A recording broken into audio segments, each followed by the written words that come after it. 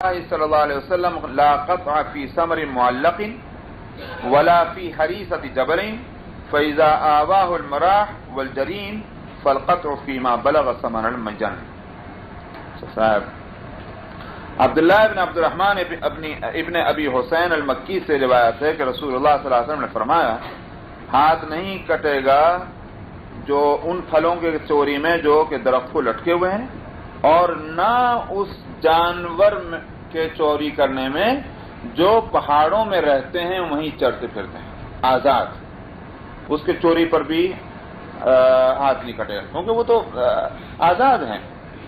ہاں اگر کوئی شخص کیا ہے اگر ان پھلوں کو اس نے جرین میں پہنچا دیا اور اس پہاڑ میں گھومنے پھرنے والے جانور کو اس نے جا کر اپنے جانوروں کی جگہ میں اس کو باندھ دیا ہے، سمجھا، تب اس صورت میں فرمایا کہ اس کا ہاتھ کٹے گا جبکہ مجن کی قیمت کے برابر اس کی قیمت ہو. اب مجن میں چونکہ اس کے بعد اب لفظ مجن نہیں آ رہا، اب میں بتاتا ہوں مجن کا جہاں تک تعلق ہے.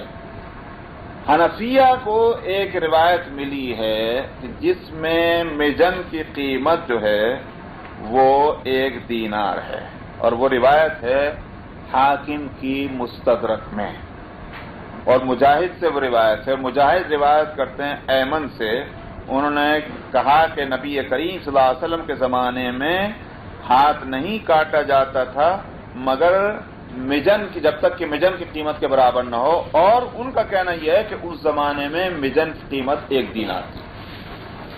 تو یہ وہ ایک روایت ملی ہے مستدرک حاکم کی. اور مستدرک حاکم کون ہے؟ حاکم کی جو کتاب مستدرک ہے یہ دراصل حاکم نیشاپوری نے یہ کتاب لکھی مستدرک کے نام سے.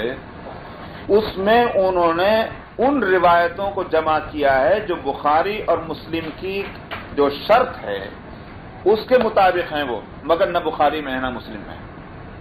سمجھائی بات نہیں میری؟ جو اسٹینڈرڈ بنایا ہے بخاری نے روایتوں کو لینے کا، مسلم نے جو اسٹینڈرڈ بنایا ہے روایتوں کو لینے کا، اس اسٹینڈرڈ پر اترتی ہیں وہ روایت پوری، مگر نہ بخاری میں ہے نہ مسلم میں ہے. مستدرک نے حاکم نے اپنی کتاب کے اندر ان روایتوں کو جمع کیا. کیا کیا محنتیں نہیں ہوئی دیکھیے آپ، سمجھے. تو مستدرک نے اس روایت کو لیا حاکم نے اپنی کتاب میں. تو یہ ہے حنفیہ کے دلیل. وہ کہتے ہیں کہ اصل میں ہو سکتا ہے کہ مجن کی قیمت جو ہے کبھی 3 درہم ہوئی ہو لیکن آخرکار 1 درہم بھی ہوئی ہے، 1 دینار ہوئی ہے. ہم 1 دینار والی بات کو لیں گے. کیوں؟ ان کا کہنا یہ ہے ہاتھ کاٹنا جو ہے یہ بھاری سزا ہے، ہم اس کے لیے کم سے کم قیمت کو لینے کے بجائے زیادہ سے زیادہ قیمت جس روایت میں مل رہی ہے ہم اس کو لیں گے. یہ ہے حنفیہ کا کہنا، سمجھ میں آیا؟ تو اس لیے وہی میں نے کہا تھا پہلے بھی کہ امام ابو حنیفہ کی نظر بہت دور جاتی ہے. تو انہوں نے یہ خیال کیا کہ بھئی سزا سخت ہے تو ہم کو اس رعایت سے فائدہ اٹھانا چاہیے. اور جہاں تک اس کا تعلق ہے کہ جو اوپر ابن عمر کی روایت میں کہ مجن کی قیمت 3 درہم ہے، تو وہ اس کے میں نے کہا ایک جواب تو یہ ہے کہ ہو سکتا ہے کسی زمانے میں 3 درہم ہوئی ہو، اور دوسرا جواب یہ ہے کہ وہ نبی کریم صلی اللہ علیہ وسلم کا فرمانا نہیں ہے بلکہ ابن عمر کی اطلاع ہے کہ اس کی قیمت 3 درہم تھی. تو لہذا وہ نبی کریم صلی اللہ علیہ وسلم کے ارشاد میں ہم کوئی دخل اندازی نہیں کر سکتے، مگر ایک صحابی نے صرف اطلاع دی ہے. بہرحال یہ ہے تفصیل مسلکوں کی.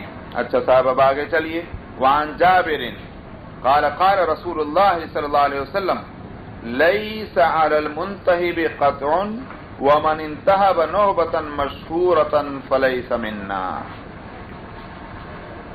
اچھا صاحب جابر رضی اللہ عنہ سے روایت ہے، انہوں نے کہا کہ رسول اللہ صلی اللہ علیہ وسلم نے فرمایا ڈاکہ ڈالنے والے کا ہاتھ کاٹنا نہیں ہے، اور جس نے علی الاعلان ڈاکہ ڈالا وہ ہم میں سے نہیں. اچھا صاحب کیوں نہیں ہے؟ ڈاکے اور چوری کا فرق معلوم ہوگا. چوری تو کہتے ہیں مالک سے چھپا کر جو ہے اس کے مال کو لینا، یہ ہے چوری، سرقت. اور ڈاکہ کہتے ہیں علی الاعلان مد مقابل آ کر اس سے اس کا مال چھیننا، یہ ہے ڈاکہ، یہ ہے انتحال. اس کی سزا جو ہے وہ قطع ید ہاتھ کا کاٹنا نہیں ہے. کیوں نہیں ہے؟ اس لیے کہ اس کی سزا قرآن نے بتلا دی ہے. اس کی سزا قرآن شریف میں ہے کیا انما جزاء الذین یحاربون اللہ ورسولہ ویسعون فی الارض فسادا ان یقتلوا، یا تو قتل کیا جائے، او یصلبوا، یا ان کو سولی دی جائے، او تقطع ایدیہم وارجلہم من خلاف، یا پھر ان کا ہاتھ اور پاؤں مخالف سمت سے کاٹا جائے، یعنی مثلا دائیں ہاتھ اور دائیں پاؤں اس طرح سے، او ينفوا من الارض، یا ان کو جلا وطن کیا جائے۔ سمجھ میں آیا؟ یہ قرآن نے بتلایا۔ اس کا مطلب یہ قاضی کے ثوابدید پر اسے چھوڑ دیں گے۔ اور میں نے جب اور یا پھر بعض مفسرین نے اس آیت کی تفسیر میں یہ کہا ہے کہ اگر اس نے پہلی مرتبہ ڈاکہ ڈالا ہے تو اس کے ہاتھ اور پاؤں جو ہیں وہ مخالف سمت سے کٹیں گے، پھر بھی اس نے ڈاکہ ڈالا تو اس کے بعد جو ہے اس کو جو ہے وہ یا تو سولی چڑھایا جائے گا یا وہ کیا نام اس کو جلا وطن کیا جائے گا، پھر بھی اگر اس نے اس نے جو ڈاکہ ڈالا تو پھر اس کو یا سولی دے دی جائے گی یا قتل کر دیا جائے گا۔ یہ اس آیت کے بعض علماء یہ معنی لیتے ہیں مفسرین۔ تو چونکہ قرآن نے اس کی سزا خود متعین کر دی، یہ ہے مطلب کہ اب اس کا صرف ہاتھ کاٹنا نہیں ہوگا، یہ چور کی سزا ہے، ڈاکو کی سزا کو قرآن نے خود بتلا دیا ہے۔ وعنہ عن النبی صلی اللہ علیہ وسلم قال لیس علی خائن ولا منتہب ولا مختلس قطع۔ اچھا صاحب، اور انہی جابر رضی اللہ عنہ سے روایت ہے اور نبی کریم صلی اللہ علیہ وسلم سے فرماتے ہیں، نقل کرتے ہیں، آپ نے فرمایا خیانت کرنے والے پر کی اور ڈاکہ ڈالنے والے اور اچکے کی سزا ہاتھ کا کاٹنا نہیں۔ ڈاکہ ڈالنے والے کا میں نے بتلا دیا۔ خیانت کے معنی یہ ہوتے ہیں کہ مثلا کسی شخص کے $100 کسی کے پاس امانت، اب وہ یا تو سارے کے سارے ہضم کر جائے، دے نہیں، یا پھر یوں کہ نہیں میرے پاس تو تھے ہی نہیں، مجھے کہاں دیے تھے میاں، صاف انکاری کر دیا، یہ ہے خیانت۔ تو تھوڑی رقم یا زیادہ رقم اس کو اس میں گڑبڑ کرنا، یہ خیانت ہے۔ تو اس کی سزا کیوں نہیں؟ اس واسطے کہ دراصل وہ اس بات سے منکر ہے کہ اس کے پاس امانت تھی کسی کی۔ وہ مسئلہ الگ ہے کہ یہ اس کا انکار صحیح ہے کہ غلط ہے، وہ مسئلہ الگ ہے، لیکن چونکہ اس نے ایک راستہ یہ نکالا ہے لہذا قطع ید نہیں ہو۔ قطع ید ہوگی ڈیفینٹ پر جس نے چوری کی ہے، سمجھ میں آیا؟ تب اس صورت کے اندر اس کے ہاتھ کاٹا جائے گا، لیکن یہاں تو اس نے مسئلہ دوسرا کھڑا کر دیا۔ اب اس کے بعد جو بھی سزا اس کی ہوگی، قاضی کی کورٹ میں جائے گا، جانے کے بعد وہاں پروف ہوگا کہ بھائی اس کا یہ کہنا صحیح ہے کہ نہیں غلط ہے، تو قاضی جو بھی سزا دے ہاتھ نہیں کٹے گا، کیونکہ اس نے مسئلہ دوسرا کھڑا کر دیا ہے کہ یہ اس کی ملکیت ہے یا نہیں ہے، جس کی امانت ہے وہاں، اس بات سے اس کا قطع ید نہیں۔ تو صاحب ولا منتہبین، ڈاکو کے لیے تو اوپر آ چکا، ولا مختلسین، اچکا کس کو کہتے ہیں؟ میں کوئی چیز لے جا رہا ہوں، سمجھ میں ہاتھ میں پکڑ ہوئے لے جا رہا ہوں، ایک آدمی ہاتھ میں نکال کے لے گیا، سمجھ میں یہ ہے اچکا۔ اس کی بھی سزا جو ہے وہ ہاتھ کاٹنا نہیں۔ کیوں؟ اس کا مطلب کیا ہوا کہ بے شک اس نے غلطی کی ہے، لیکن اصل میں اس نے اچکا جس وقت کہ ہمارے سیکیورٹی میں کچھ کمزوری ہے، سمجھ میں اس بات سے اچک کے لے گیا، اس صورت میں بھی اس کا ہاتھ کاٹنا نہیں ہے۔ تو پورے طور پر سیکیورڈ ہونی چاہیے وہ چیز، اور تب کوئی شخص چوری کرتا ہے۔ ابھی تو ایسا ہوا کہ آپ گھر کا دروازہ کھولنے کے بعد آپ چلے جائیں، آپ سمجھ میں آیا، تو اب ظاہر ہے کہ اس صورت میں اگر کوئی چوری کرتا ہے، دروازے کے قریب کوئی چیز رکھی بھی ہو تو ٹھیک بات نہیں ہو۔ اچھا سر،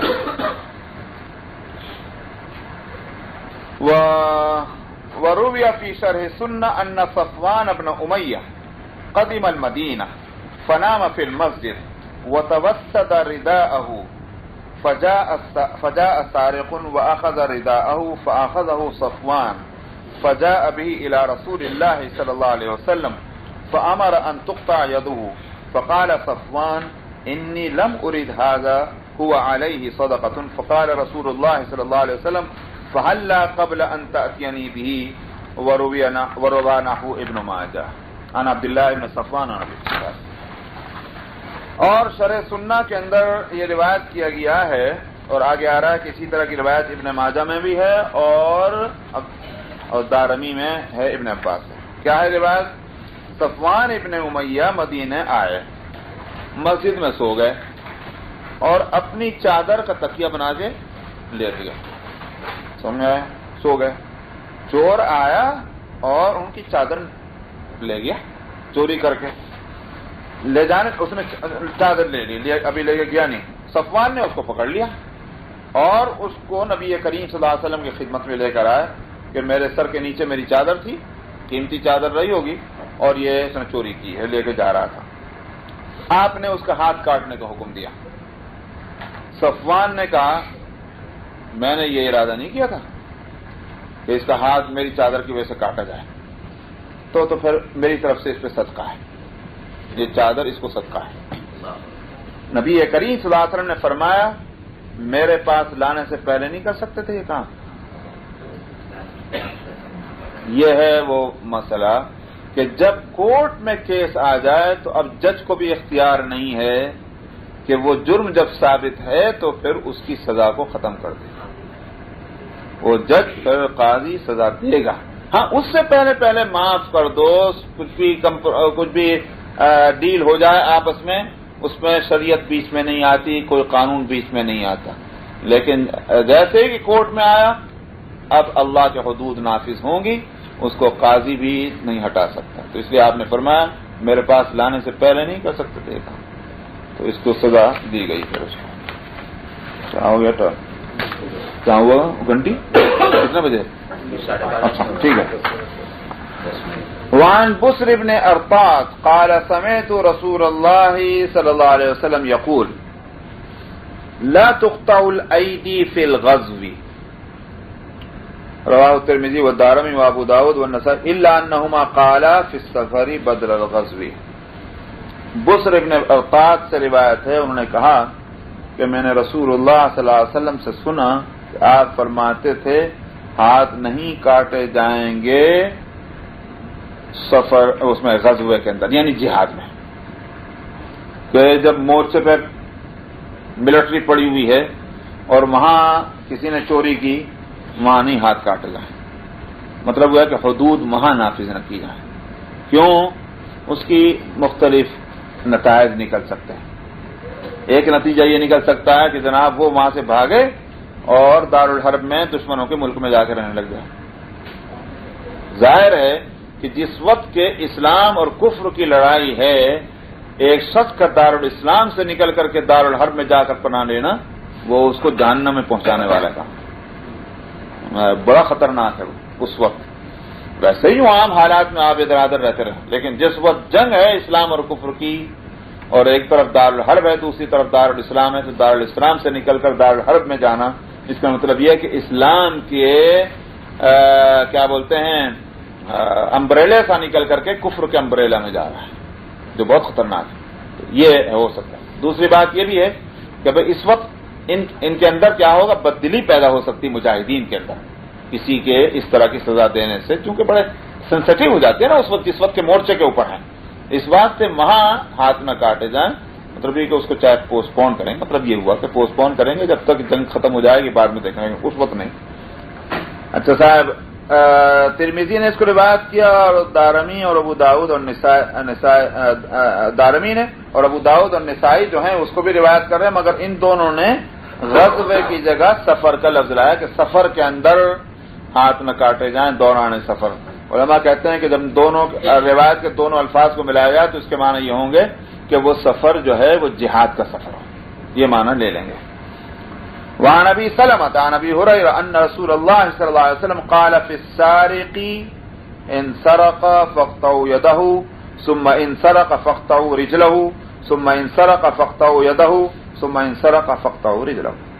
ابو سلمہ سے روایت ہے، ابو ہریرہ رضی اللہ عنہ سے روایت کرتے ہیں رسول اللہ صلی اللہ علیہ وسلم نے فرمایا کہ چور کے بارے میں اگر اس نے چوری کی ایک مرتبہ اس کا دانا ہاتھ کاٹ دو، پھر اس نے چوری کی اس کا ایک بایاں پیر کاٹ دو، پھر اس نے چوری کی تو پھر اس کا بایاں ہاتھ کاٹو، پھر اس نے چوری کی تو اس کا دانا پیر کاٹو.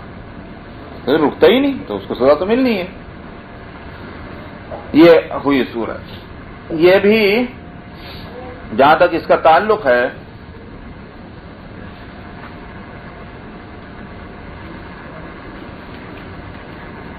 یہاں بھی ثواب اس کو ایز اٹ از لے رہے ہیں، امام ابو حنیفہ نہیں لے رہے۔ امام ابو حنیفہ کہتے ہیں کہ 2 مرتبہ تو ہوگی، ایک ہاتھ کاٹنے کی اور ایک پیر کاٹنے کی سزا، یہ 2 مرتبہ میں ہوگی، تیسری مرتبہ سے کاٹنے کی سزا نہیں ہوگی۔ اس کا مطلب یہ ہوا کہ اس کو تو جینا اس پر حرام ہو گیا، لہذا اس کو جیل میں ڈال دیا جائے، اس کا ہاتھ اور بس ایک ہاتھ پاؤں کاٹیں گے، اس کے بعد تیسرا اور چوتھا نہیں کاٹنے کی سزا نہیں ملے گی، یہ امام ابو حنیفہ کا کہنا ہے۔ اور جہاں تک کہ اس کا ہے کہ دلیل ان کے پاس یہ بھی ہے کہ صحابہ نے کسی کے ساتھ بھی صحابہ کے زمانے میں یہ عمل نہیں ہوا کہ اس کا جو ہے تیسری مرتبہ اور چوتھی مرتبہ میں اس کو وہ سزا دی گئی ہو، تو اجماع صحابہ سے بھی یہ بات ثابت ہے، تو حنفیہ اس بات کو اس طرح سے لیتے ہیں بس۔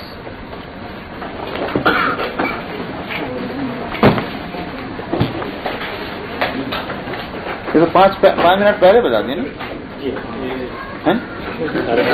ساڑھے ہے 496 496 سورہ الزمر آیت نمبر 31 اعوذ باللہ من الشیطان الرجیم بسم اللہ الرحمن الرحیم ثم انکم یوم القیامة عند ربکم تختصمون فمن اظلم ممن كذب على الله وكذب بالصدق إذ جاءه أليس في جهنم مثوى للكافرين والذي جاء بالصدق وصدق به أولئك هم المتقون لهم ما يشاءون عند ربهم ذلك جزاء المحسنين ليكفر الله عنهم أسوأ الذي عملوا ويجزيهم أجرهم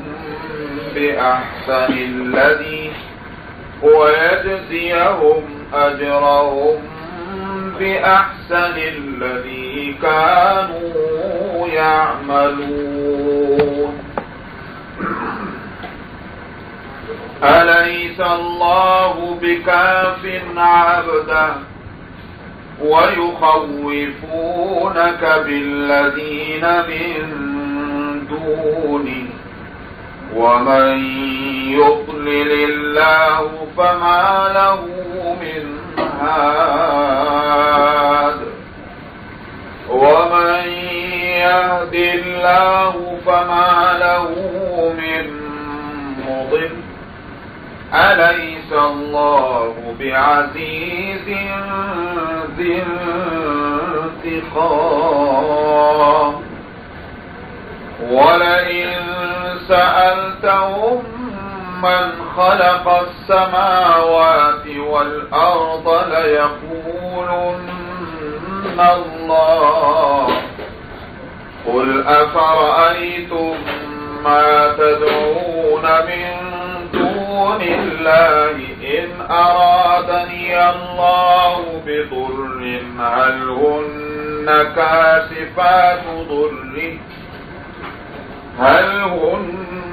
كاشفات ضره أو أرادني برحمة هل هن ممسكات رحمته قل حسبي الله عليه يتوكل المتوكلون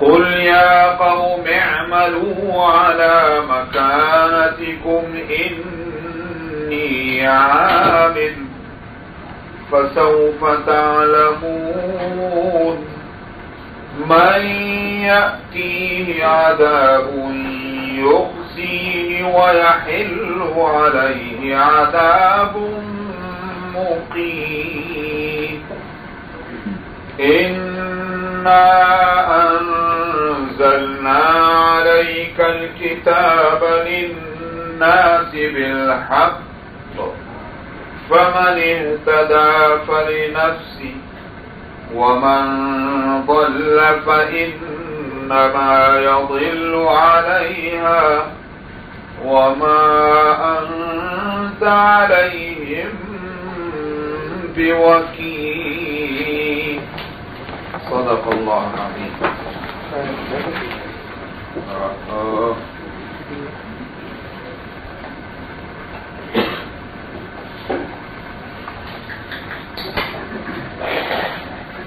فرماتے ہیں کہ اس موت کے بعد جب آخر کو قیامت میں پیشی ہوگی اور اپنے رب کے پاس تم لوگ اس دن جھگڑو گے آپس میں، وہ جھگڑا جو ہوگا وہ اللہ سبحانہ و تعالی کی طرف سے یہ یوں کہیے کہ ہر ایک کو موقع دیا جائے گا کہ اپنے آپ کو سزا سے بچانے کی جو بھی وہ کوشش کر سکتا ہے کہ میں سزا کا مستحق نہیں ہوں، ان وجہوں سے، ان دلیلوں سے اس کا پورا موقع دیا جائے. جس طرح سے کورٹ میں فریق مقدمہ جو ہیں ان کو پورا موقع ملتا ہے، آخر تک تم جو ہے فائٹ کر سکتے ہو، تو وہ جو ہے اللہ کی عدالت میں یہ موقع دیا جائے گا. حدیث میں اس کی وضاحت ہے اور تفصیل ہے. آپ نے فرمایا نوح علیہ السلام کا نام اس میں آتا ہے بطور مثال کے کہ مثلا حضرت نوح علیہ السلام کی قوم آئے گی، اللہ تعالیٰ ہر ایک نبی کی امت سے تو ان کی نبی کی امت سے بھی پوچھیں گے ہم نے اپنا نبی تمہاری طرف بھیجا تھا، تم نے کیا کیا اس کے ساتھ؟ تو کہیں گے ہمارے پاس تو کوئی نبی نہیں آیا، نہ ہم نے دیکھا نہ ہم نے اس کی بات کو سنا، ہم نہیں جانتے کون سا نبی آپ نے جو بھیجا. تو اللہ سبحانہ و تعالی پوچھیں گے نبی سے. تھوڑی سی اس حدیث کو لینے سے پہلے وہ آیت بھی لے لیں جس میں خاص طور پر اس کا ذکر بھی ہے. میں وہ بھی لاؤں.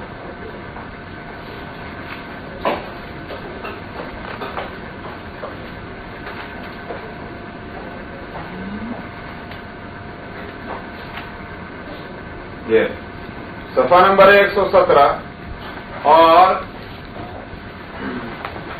سورہ المائدہ آیت نمبر 109 میں یوم یجمع اللہ الرسل فیقول ماذا اجبتم.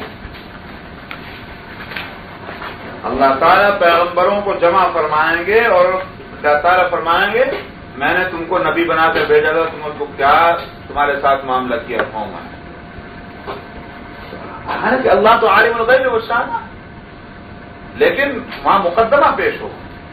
ایک فریق ہوں گے انبیاء اور دوسری فریق ہوں گی ان کی امتیں. تو ہر ایک کو وہاں اس طرح کھڑا ہونا ہوگا کہ اپنے کیس کو وہ ثابت کریں. تو نبی کریم صلی اللہ علیہ وسلم نے فرمایا کہ وہ امتیں انکار کر دیں، ہمارے پاس کوئی نبی نہیں آیا.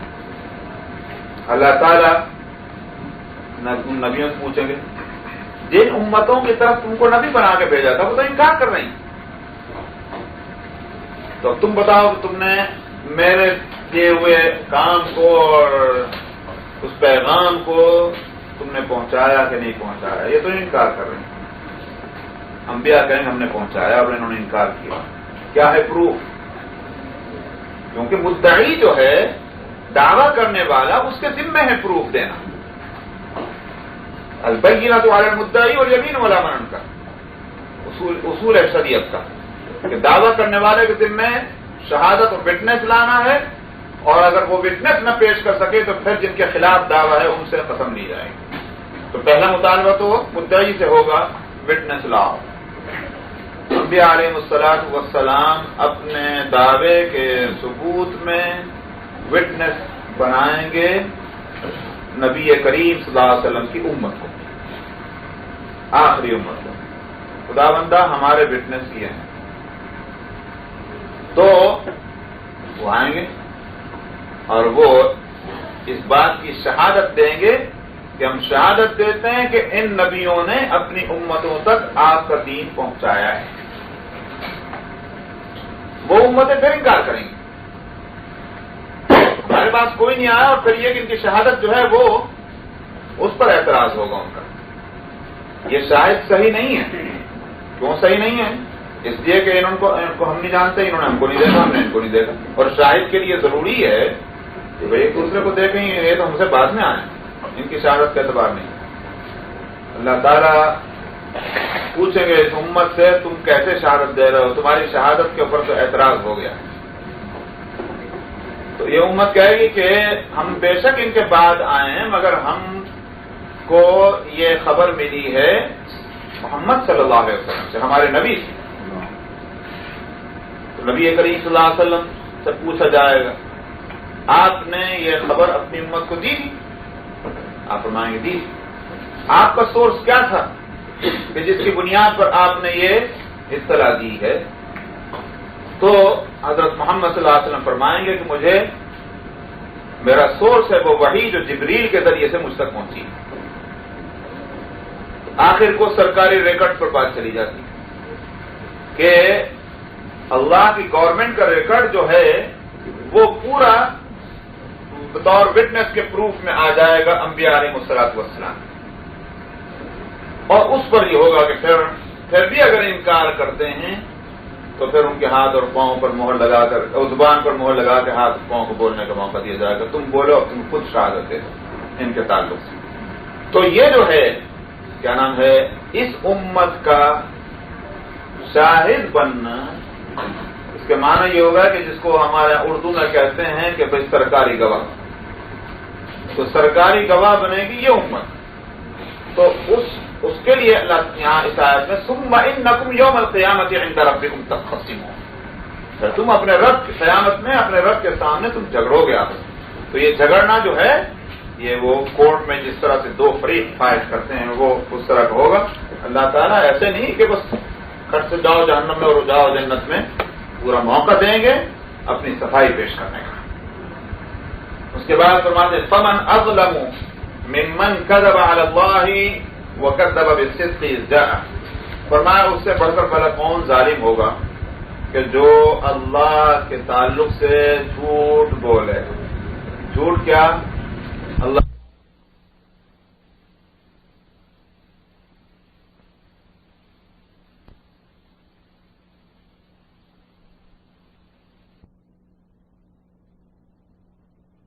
کیے ہیں اور وہ ان کو ہر طرح کی پورا یہ پاور ہے کہ جس کو جو چاہے دیں، جس سے جو چاہے لیں، پورا اختیار ہے. یہ ساری چیزیں جو ہیں وہ جھوٹ ہیں اللہ کے تعلق سے، کیونکہ اللہ نے یہ بات کہیں کہی ہی نہیں صرف کہ میرے کچھ پارٹنرز ہیں یا میری کوئی اولاد ہے یا میں نے کسی کو اپنا پاور جو ہے ٹرانسفر کر دیا ہے. سمجھ میں آیا؟ یہ تو کہیں ہے ہی. جب کسی کے لیے نہیں آیا تو پھر یہ جو بھی سب اس طرح کی بات کہے گا اس کا مطلب وہ جھوٹ ہوگا اللہ کے تعلق سے. اور ظاہر ہے کہ اللہ کے تعلق سے جھوٹ بولنے والے سے بڑھ کر کون ظالم ہوگا؟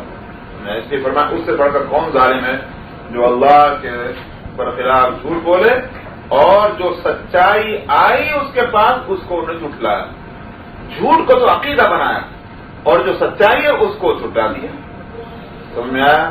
آپ دیکھیں کہ نبی کریم صلی اللہ علیہ وسلم کے تعلق سے کیا لفظ قرآن شریف ہے خطاب آپ کو کرتے ہوئے لئن اشرکت لیحبطن عملک ولتکونن من الخاسرین بل اللہ فاعبد وکن من الشاکرین. اگر آپ نے شرک کیا تو آپ کے سارے عمل برباد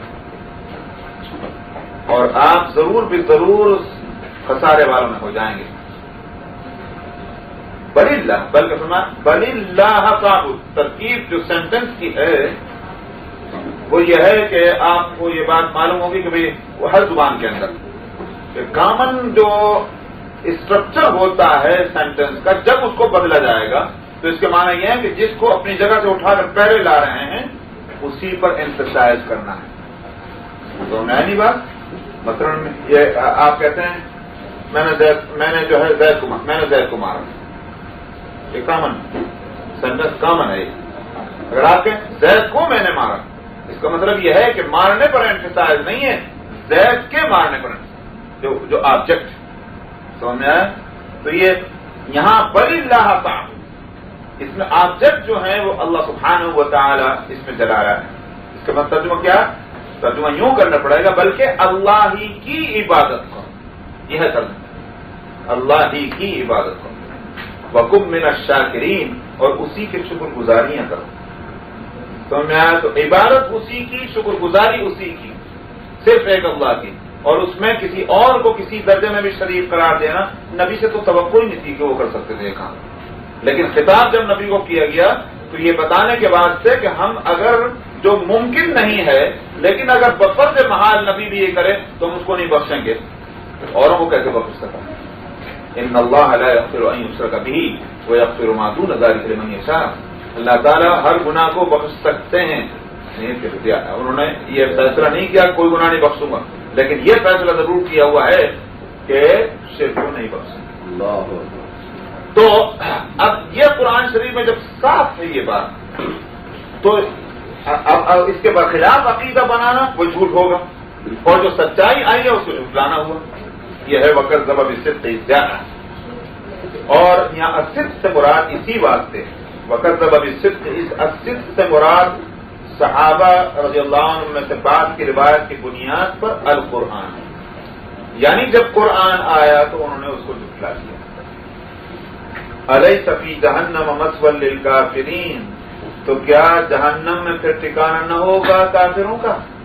اتنا بڑا بڑا ظلم کرنے والے، اتنا جھوٹ بولنے والے، سچائی کو جھٹلانے والے، تو کیا ان کی سزا پھر جہنم نہیں ہوگی؟ اس میں کیا اور کس کی سزا ہوگی وہ جہنم پھر؟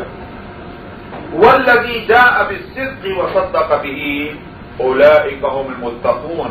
فرمایا اور وہ کہ جو سچائی کو لے کر آیا، کون لے کر آیا؟ نبی. تو جو سچائی لے کر آیا اور جس نے اس سچائی کی تصدیق کی ہے، فرمایا یہی متقی ہے. تو یہاں مفسرین کہتے ہیں کہ وہ جیسے کہ والذی جاء بالصدق سے مراد نبی ہیں صلی اللہ علیہ وسلم، وصدق به سے مراد ابو بکر صدیق رضی اللہ عنہ. ویسے تو اور بھی آئیں گے جو بھی تصدیق کرتا جائے گا، لیکن اولین حساب اس کے ہوں گے ابو بکر صدیق رضی اللہ عنہ، کیونکہ انہوں نے تصدیق کی نبی کریم صلی اللہ علیہ وسلم کی. اور اس واسطے کہ اصل میں میں نے کہیں کسی موقع پر گفتگو کسی نے کی تھی کہ نبی کے بعد صدیق کا مقام ہے، اور وجہ اس کی وہی ہے کہ صدیق جب تک اس کو یہ عمل اس کا نہ ہو اس کو صدیق نہیں کہہ سکتے. یوں تو عام معنی میں تو صدیق ہر مسلمان ہے، لیکن لقب صدیق جو ہے وہ اس وقت حاصل ہوتا ہے جبکہ جہاں دوسرے لوگ دلیلیں تلاش کر رہے ہیں، جہاں اپنے عقل کو استعمال کر کے ماننا چاہتے ہیں، مانا انہوں نے مگر دلیل کے بعد مانا انہوں نے مگر عقل میں جب آ گئی بات جب مانا. لیکن صدیق جو ہوتا ہے اس کی شان ہی ہے کہ وہ ایسا کہ جیسے یوں کہیے کہ میٹھا جیسے میدا اس کو کھٹ سے قبول کرتا ہے بغیر کسی پریشانی کے. اسی طرح سے صدیق کا مقام یہ ہے کہ اس کے سامنے جب حق آتا ہے تو اس کو ذرا تکلف نہیں ہوتا اس کے ماننے کے اندر. دوسرے لوگ جہاں سوچتے رہ جاتے ہیں وہ مان بھی جاتے ہیں. چنانچہ آپ دیکھ لیں کہ نبی کریم صلی اللہ علیہ وسلم نے کو جیسے ہی پہلی وحی اتری اور آپ نے جب اس کو بتلایا تو ان کے آپ کے جاننے والوں میں، تعلق والوں میں، دوستوں میں بہت سو کو معلوم ہوا، لیکن سب سے پہلے مانا تو کس نے مانا؟ ابو بکر صدیق۔ یوں نہیں دیکھا کوئی اور بھی مان رہا کہ نہیں مان رہا، کہیں میں بے وقوف نہ بن جاؤں میاں، سمجھ میں آیا؟ اتنی بڑی بات کو مان رہا ہوں، ذرا ٹھہر جاؤ، ذرا کچھ دن اور چلنے دو، کچھ نہیں، جیسی بات سامنے آئی فوراً مان لیا۔ تو پہلے ایمان لانے والوں نے۔ اور چلیے آگے، معراج کا واقعہ ہوا تو جس رات میں معراج ہوئی، صبح کو نبی کریم صلی اللہ علیہ وسلم نے لوگوں کو خبر دی کہ یہ ہوا، تو اب تو مخالفتوں کا طوفان اٹھ کھڑا ہوا، تو لوگوں کو بہانہ مل گیا، کیونکہ یہ خلاف عقل بات ہے۔ ایک شخص راتوں رات بیت المقدس چلا گیا، آسمانوں میں بھی چلا گیا اور واپس بھی آ گیا، تو یہ کہاں سے عقل اس کو مان گئی؟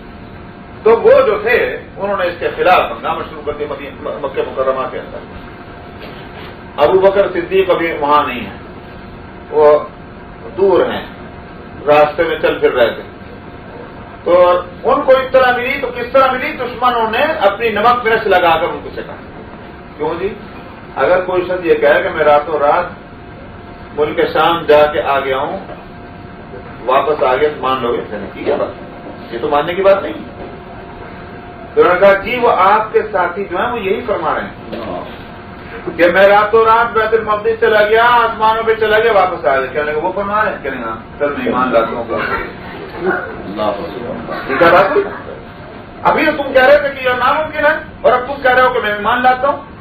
انہوں نے کہا کہ ٹھیک ہے، جب میں نے اس بات کو مان لیا کہ اوپر سے فرشتے ان کے پاس آتے ہیں، تو اس کو ماننا میرے لیے کیا مشکل ہے کہ پھر وہی ذات جو ہے اوپر جا سکتی اطمینان کے ساتھ۔ اس کا مطلب کیا ہوا؟ میں یہ نہیں کہ گروپ بنتی ہے، تم نے کہا میرا لیڈر کہہ رہا ہے تو مانو کہ وہ آیا کہ نہ آیا، کل میں ہاتھ اٹھا دو اوپر، یہ نہیں ہے، بلکہ دلیل ہے اس کے ساتھ۔ یہ دلیل پہلے نہیں تھی ان کی، کسی عام انسان کے واسطے تو یہ ہے کہ ناممکن ہے، لیکن جب اگر نبی نے فرمایا ہے میں ایمان لاتا ہوں۔ یوں نہیں کہا ذرا ٹھہر بھائی میں تو ذرا چلے جاؤں گا، تو میں وہیں جا رہا ہوں، آپ اسے پوچھ لیتا ہوں پھر بعد میں بتاؤں گا، نہیں، یہ ہے کمال، اس کو کہتے ہیں صدیق۔ اور اس لیے صدیق کا مقام نبی کے بعد اس واسطے ہے کہ صدیقیت جو ہے یہ دراصل علمی مقام ہے۔ تصدیق کیسے کرے گا میاں؟ تصدیق دل کا عمل ہے، زبان سے تو اس کا اقرار ہوتا ہے، اعلان ہوتا ہے، لیکن اصل تصدیق کیسے ہوتی ہے؟ دل سے ہوتی ہے، اور یہ تصدیق ہو نہیں سکتی جب تک علم نہ ہو۔ تو علمی مقام ہے، اور نبوت بھی خود علمی مقام ہے۔ نبی کو علم دیا جاتا ہے، ایسا علم جو اس کے مقابلے کا کسی کو علم نہیں ملتا۔ تو نبوت بھی علمی مقام ہے اور صدیقیت بھی علمی مقام ہے۔ فرق ہے تو وہ یہ کہ وہ نبی ہے اور یہ امتی ہے۔ تو امتوں کے اندر سب سے اونچا مقام جو ہے وہ صدیق کا ہوتا ہے، اس سے اوپر مقام کسی کا نہیں ہوتا، اور اس کے بعد پھر نبوت ہے۔ اسی بات تو قرآن شریف میں جو آیت میں ترتیب یہی ہے، اولئک الذین انعم اللہ علیہم من النبیین والصدیقین والشہداء والصالحین۔ نبی کے بعد صدیق کا مقام لکھ کے بتانا۔ تو بہرحال یہ کہ یہاں اگر پہلے مصداق ابو بکر ہیں، اور ویسے تو ہر مسلمان جب ایمان لاتا ہے تو وہ اس سچائی کی تصدیق کرتا ہے جو سچائی کے حضرت محمد صلی اللہ علیہ وسلم لے کر آئے، تو وہ سب کے سب اس لحاظ سے صدیق ہوں گے۔ فرمایا وہی متقین لہم ما یشاءون عند ربہم، ان کو وہ سب کچھ ملے گا جو وہ چاہیں گے اپنے رب کے پاس۔ لفظ تو ایک ہے لیکن اتنی بڑی حقیقت، آپ جو چاہیں گے۔ اب صاحب وہ تماشا تو نہیں ہوگا وہاں، آپ نے سنا وہ لطیفہ، ایک بخیل کنجوس بادشاہ کے دربار میں ایک بھکاری پہنچ گیا تھا، بادشاہ ہو گیا آپ کے، اس نے کہا کہ جی وہ میں آج بھوکا ہوں، مجھے جو ہے 2 روپے مل جائیں کہ میں کھانا کھا لوں۔ بادشاہ نے کہا کہ تم نے جو کچھ مانگا ہے وہ ہماری حیثیت سے بہت گری ہوئی چیز، پھر گھوم کے آیا، انہوں نے کہا واقعی غلطی ہو گئی، یہاں مجھ سے $2 2 روپے نہیں مانگنے چاہیے۔ اب آیا تو آ کر اس نے کہا کہ سرکار میں بہت پریشان ہوں، مجھے 2 لاکھ روپے دے دیجیے۔ فرمایا کہ جو کچھ تم مانگ رہے ہو وہ تمہاری حیثیت سے زیادہ، بھاگ جاؤ. اتنا منطقی آدمی. تو وہاں یہ سب کھیل نہیں چلے گا. لہم ما یشاءون عند ربہم، جو مانگنا چاہتے ہو وہاں اس کے بعد یہ اس طرح کی منطق نہیں چلے گی کہ کسی طرح سے نہ ملے اس کو وہ چیز کہ جس کے لیے کہا جا چکا کہ تم کو ہر چیز ملنے والی ہے. ذالک جزاء المحسنین، فرمایا یہی بدلہ ہوگا نیکیاں کرنے والوں کا.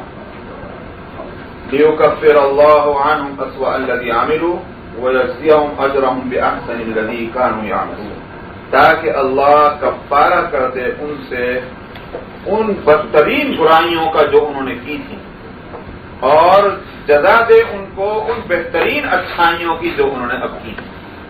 کامیاب کیا تھی بدترین برائی؟ وہ تھا کفر.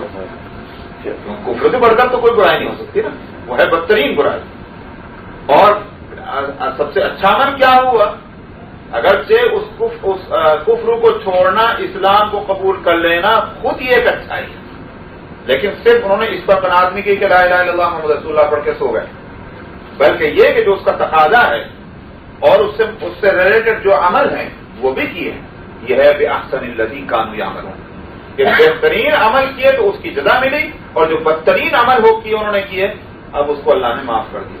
یہ نہیں ہوا کہ بھائی تمہاری زندگی 50 سال کے 25 سال تم نے کفر میں گزارے، 25 سال تم نے اسلام میں گزارے، 25 سال کی سزا بھگتو، 25 سال کی سزا لے لو. یہ نہیں ہوگا، یہ نہیں ہوگا. بلکہ یہ کہ جو توبہ اور آ کر کے وہ سارا جو ہے ریکارڈ صاف کر دیا، اور اب اسلام کے بعد اور توبہ کے بعد نئے سرے سے ریکارڈ اس کا تیار ہونا شروع ہوا، اس کو بنیاد بنایا جائے گا. اور اس میں لفظ احسن جو ہے لفظ آیا ہے اس میں بھی اور بھی بات ہے. سمجھا؟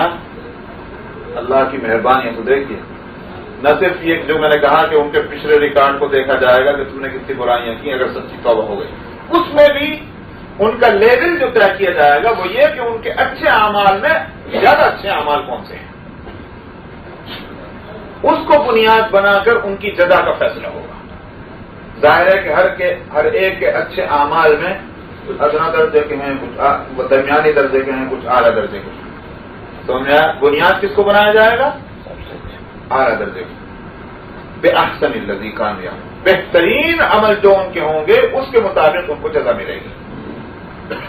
علیہ اللہ بکاف عبدہ، مشرکین ڈرایا کرتے تھے، کہا کرتے تھے میاں ہمارے جو ہیں وہ بت، ان کے تعلق سے کہتے ان کے شان میں جب کسی نے گستاخی کی الٹنی، تو فلانے کا بیٹا مر گیا تھا اس لیے کہ بڑی گستاخی کی تھی اس نے، انہوں نے کہا فلانے کا جو ہے کاروبار ستیہ ناش ہو گیا تھا، اس نے یہ حرکت کی تھی، چڑھاوا نہیں چڑھایا تھا، اس واسطے تم کیوں اپنا ناک مارنا چاہتے ہو؟ نبی کریم صلی اللہ علیہ وسلم کہا کرتے تھے تم بہت گستاخیاں کرتے ہو ہمارے بتوں کی شان میں، بالکل تمہارا نقصان پہنچے گا، اپنے آپ کو بچاؤ، اپنا فرہم کرو، تم ان کی شان میں گستاخیاں کرنا چھوڑ دو. اللہ تعالیٰ فرماتے ہیں اللہ میاں کافی نہیں اپنے بندے کے واسطے، بتوں کے واسطے تو تمہیں کوئی اتنا خیال ہے، لیکن اللہ کے شان میں اتنی گستاخیاں کرتے رہتے ہو، وہاں تم کو خیال نہیں آتا کہ اللہ میاں جو ہیں وہ بھی سزا دے سکتے ہیں اور دینا جانتے ہیں، بتوں کے واسطے تم کو بڑا خیال ہے. تو اللہ کی تحویل میں جو آ گیا، اللہ کی حفاظت میں جو آ گیا، جو اس نے اپنا کانٹیکٹ اللہ سے مضبوط کر لیا، اللہ میاں نہیں اس کو بچا سکے گا. ہاں بتوں کا جو ہو گیا بت اس کو ضرور بچا لیں گے، تمہاری حفاظت مارے گی. وَيُخَوِّفُونَكَ بِالَّذِينَ مِن دُونِهِ، اور یہ ڈراتے ہیں آپ کو اللہ سے علاوہ اوروں سے. وَمَن يُضْلِلِ اللَّهُ فَمَا لَهُ مِنْ هَادٍ، اللہ میاں جس کو بھٹکا دیں پھر اس کو کون ہدایت دے. ان کی عقل واقعی خراب ہے کہ یہ ان بتوں کو غیر اللہ کو اتنا طاقتور سمجھتے ہیں کہ ان کی شان میں ذرا گستاخی جو ہے وہ ان کے لیے کو پریشان کر دے، مگر اللہ کی شان میں وہاں کچھ بھی سمجھ میں نہیں آتا. حالانکہ اللہ کو مانتے ہیں، اسی بات سے آگے آ گیا ہے، اللہ کو مانتے ہیں یہ نہیں کہ انکار کرتے ہیں.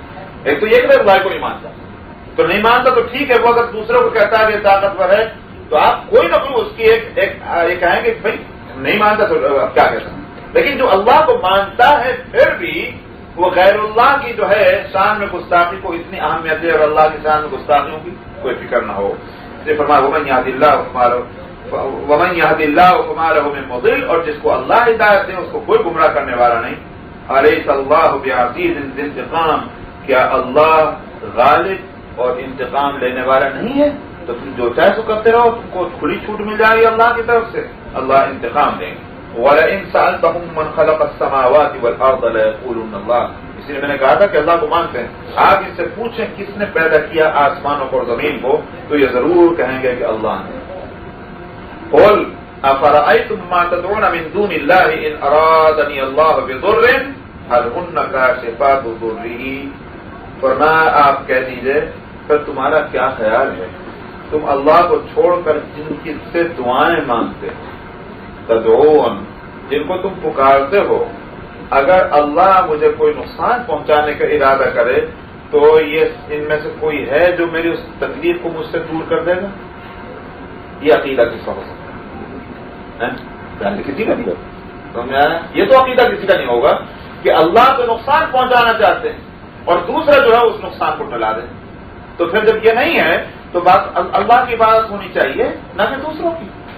اس لیے فرمایا کہ حل ہن کاشفات ضرّہ، کیا یہ اس کے پہنچائے ہوئے نقصان کو ہٹا سکتے ہیں؟ او ارادنی برحمت، یا اللہ مجھے کوئی مہربانی پہنچانے کا ارادہ کرے میرے ساتھ مہربانی کا، کیا یہ اس کی اس مہربانی کو روک سکتے ہیں؟ قل حسبی اللہ، آپ کہہ دیجئے مجھے تو بس اللہ کافی ہے۔ سمجھا؟ ایک بڑے طاقت والی ذات کے پناہ میں آ جاؤ تو بس کافی ہے، اس کے بعد پھر ہر ایک کی خوشامد کرنے سے ضرورت کیا رہے گی؟ ایک بڑے سب سے بڑے طاقت والے کی پناہ میں آ جانا، اس لیے کہا قل حسبی اللہ، مجھے اللہ کافی ہے۔ علیہ یتوکل المتوکلون، اسی پر بھروسہ کرتے ہیں بھروسہ کرنے والے، بھروسہ کرنے کی ذات تو ہے ہی وہ۔ اس کی بات پہ نبی کریم صلی اللہ علیہ وسلم نے فرمایا اگر کوئی شخص چاہتا ہے کہ وہ طاقتور بنے یعنی قوت والا ہو، فرمایا کہ اس کو اللہ پر بھروسہ کرنا چاہیے، تو اس توکل کے نتیجے میں اس کو طاقت ملے گی۔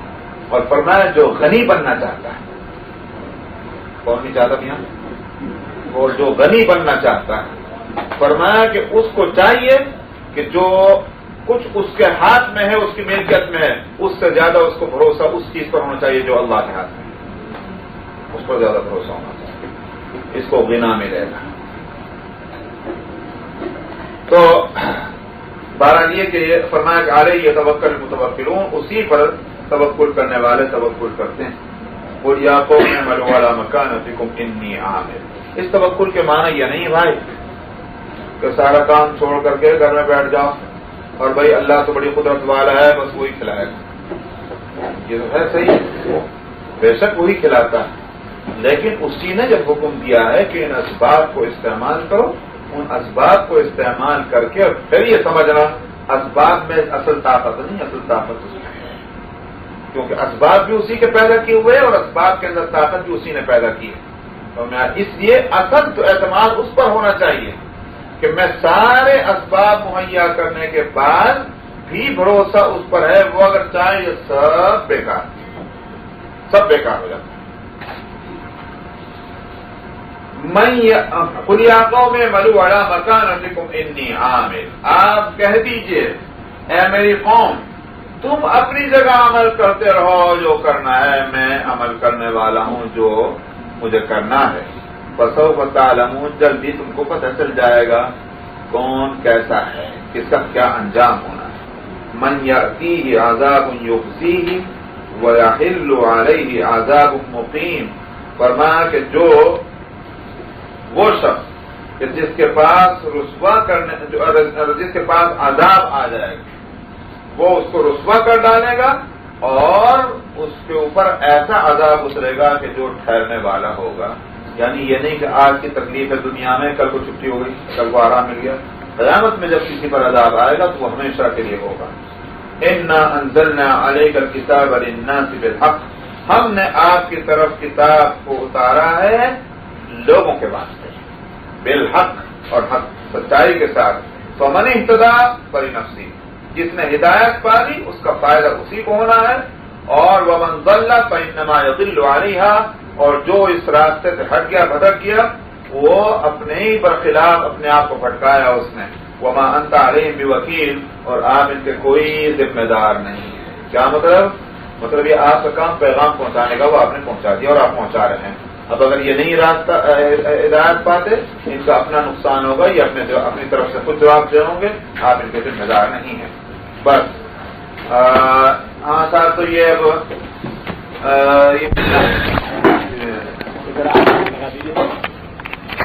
صفحہ نمبر 779 779 and حدیث نمبر 3441 3441.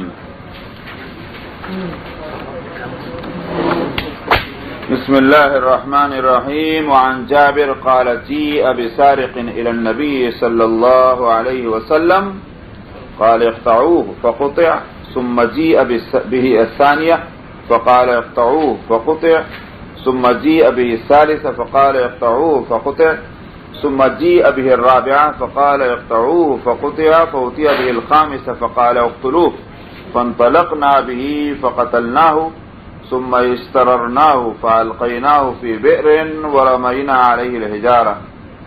رواه أبو داود والنسائي. وروي في شرح سنة في قطع السارق عن النبي صلى الله عليه وسلم اقطعوه ثم احسموه. جابر رضی اللہ عنہ سے روایت ہے، انہوں نے کہا کہ ایک چور نبی کریم صلی اللہ علیہ وسلم کے پاس لایا گیا، آپ نے فرمایا کہ کاٹو، چنانچہ اس کا ہاتھ کاٹا گیا. پھر اس کو دوسری مرتبہ پھر لایا گیا، اس نے پھر چوری کی ہوگی، آپ نے پھر فرمایا کہ پھر کاٹو. تو جیسے میں پہلے بتا چکا ہوں اس کا ایک پیر کاٹا گیا. پھر تیسری مرتبہ پھر چوری کی پھر لے کر آیا تو آپ نے فرمایا پھر کاٹو. تو تیسری مرتبہ بھی کاٹا، اس کا مطلب یہ ہے کہ ایک اور ہاتھ کاٹ دیا گیا. پھر چوتھی مرتبہ بھی اس نے چوری کی، لایا گیا تو آپ نے فرمایا کاٹو. تو ظاہر ہے کہ چوتھا وہی پیر کاٹ دیا گیا ہوگا. تو اس طرح دونوں ہاتھ دونوں پیر کٹ گئے. پھر پانچویں مرتبہ پھر لایا گیا کہ چوری کی اس نے، تو فرمایا کہ اب اس کو قتل کر دو، اقتلو. تو راوی کہتے ہیں کہ ہم اس کو لے کے چلے اور ہم نے اس کو قتل کر دیا. پھر اس کو گھسیٹ کر لے جا کے ہم نے ایک کنویں میں ڈال دیا، گڑھے میں، اور اوپر سے اس کے پتھر ہم نے اس کو وہاں سے اس پر ڈال دیے. تو یہ تو ہوئی ایک روایت. اور شرح سنہ میں چور کے ہاتھ کاٹنے کے سلسلے میں نبی کریم صلی اللہ علیہ وسلم سے روایت ہے کہ اس کو ہاتھ کاٹو اور اس کو داغ دے دو. داغ دینے کا معنی یہ ہے کہ اگر ہاتھ کو کاٹ کے ویسے ہی چھوڑ دیا گیا تو خون پورے بدن سے نکل جائے گا اور ظاہر ہے کہ وہ اس کے لیے نقصان دہ ہوگا. اس لیے اگر اس کو داغ دیا جائے، اس زمانے میں یہ ہوتا تھا کہ تو گرم تیل سے یا لوہے سے داغ دیتے تو خون رک جاتا تھا. تو جو بھی شکل ہو اس کے خون کے روکنے کی وہ ہونی چاہیے بدن میں.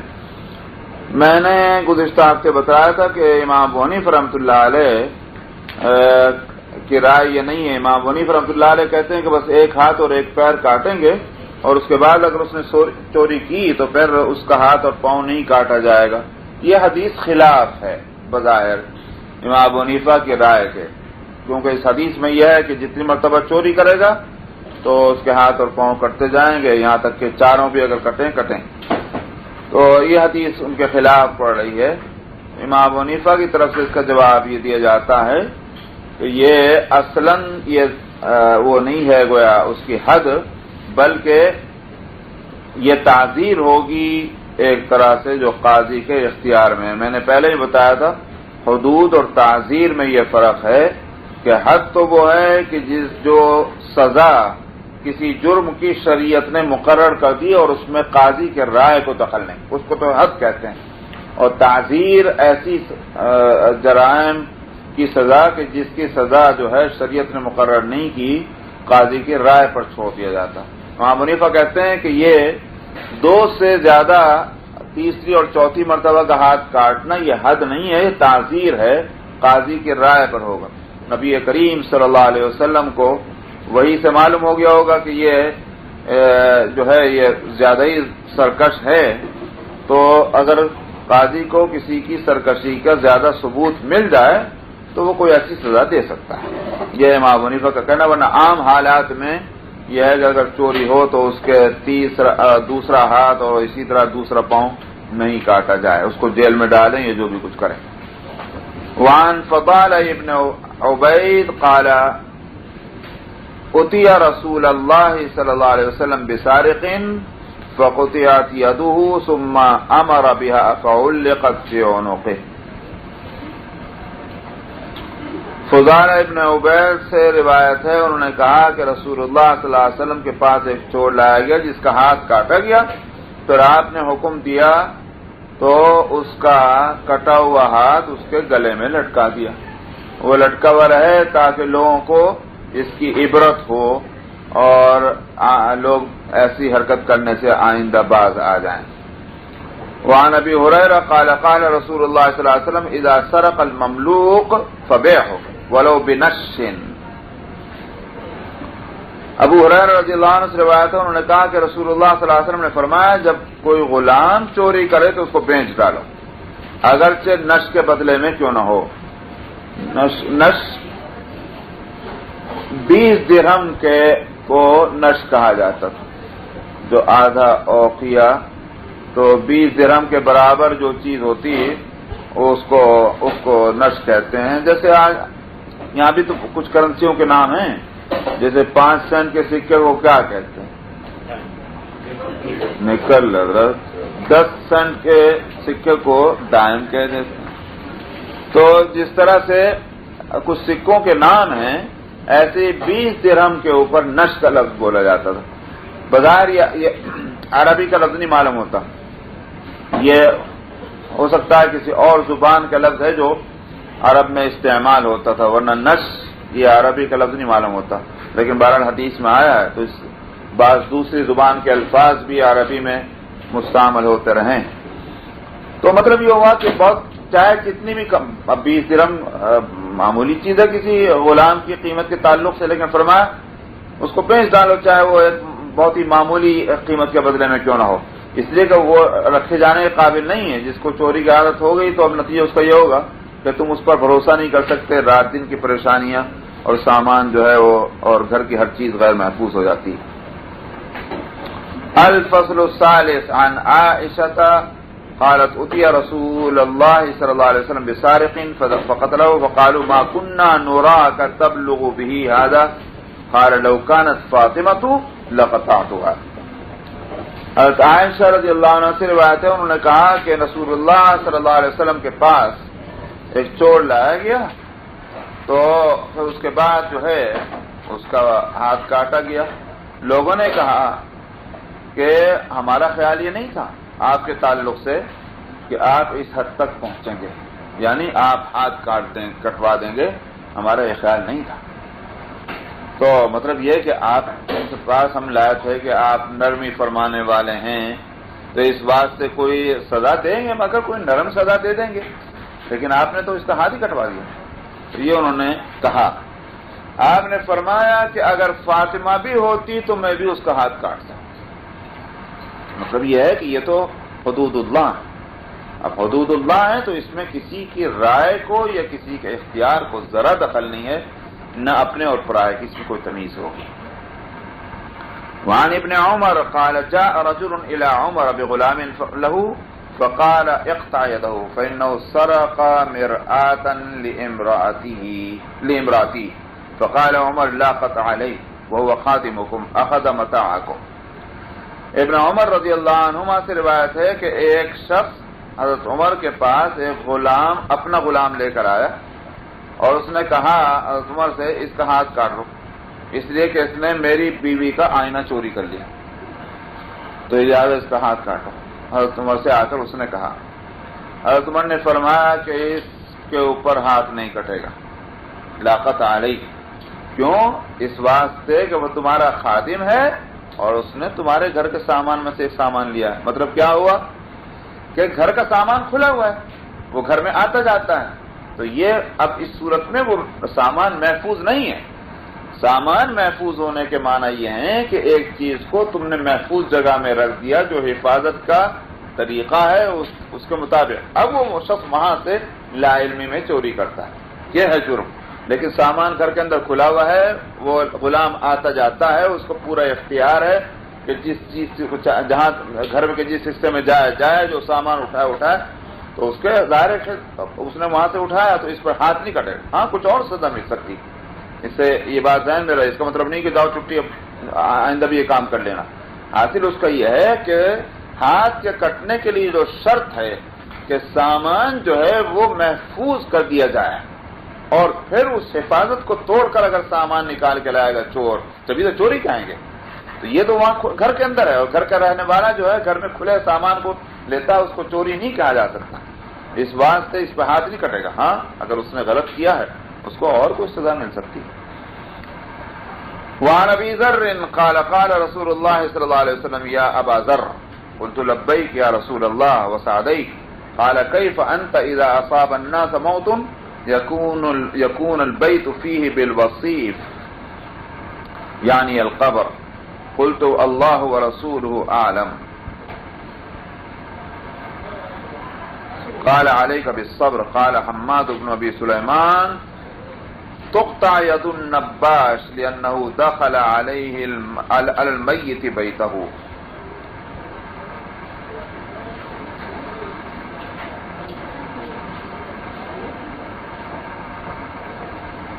اچھا صاحب، ابو ذر رضی اللہ عنہ سے روایت ہے، انہوں نے کہا کہ رسول اللہ صلی اللہ علیہ وسلم نے فرمایا اے ابو ذر، میں نے عرض کیا حاضر ہوں یا رسول اللہ، اور آپ کی بات سننے کو سعادت سمجھتا ہوں۔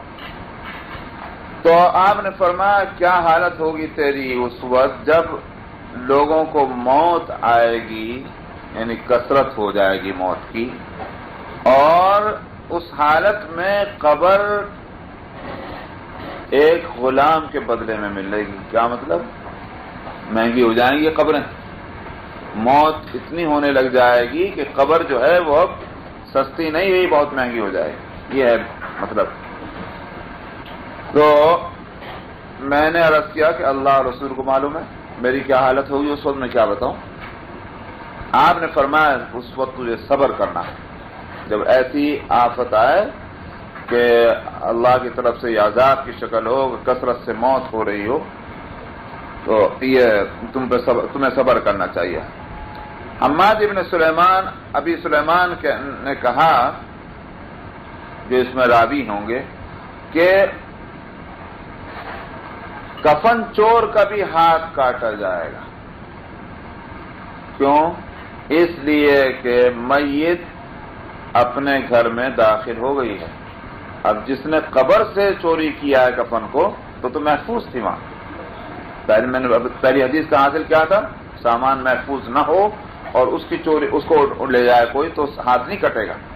لیکن جب میت کو قبر میں لٹا دیا گیا تو ایک طرح سے جیسے گھر کے اندر کوئی چیز پہنچ گئی، وہاں سے جس نے اگر چوری کی ہے تو ہاتھ کٹے گا۔ یہ حماد ابن ابی سلیمان کا کہنا ہے۔ ویسے دوسرے حضرات کا یہ کہنا ہے کہ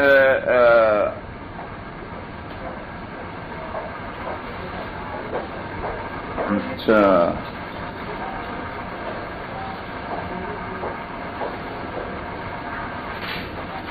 امام حنیفہ امام محمد جو ہیں وہ اس کے قائل نہیں ہیں۔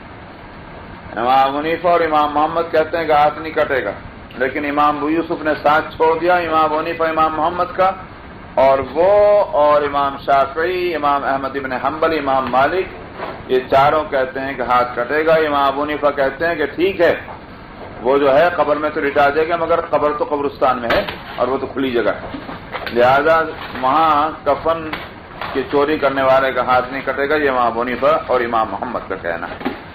لیکن حماد ابن ابی سلیمان جو ہیں ان کی رائے سے اتفاق کیا ہے تینوں فقہاء نے۔ باب الشفاعۃ فی الحدود، الفصل الاول۔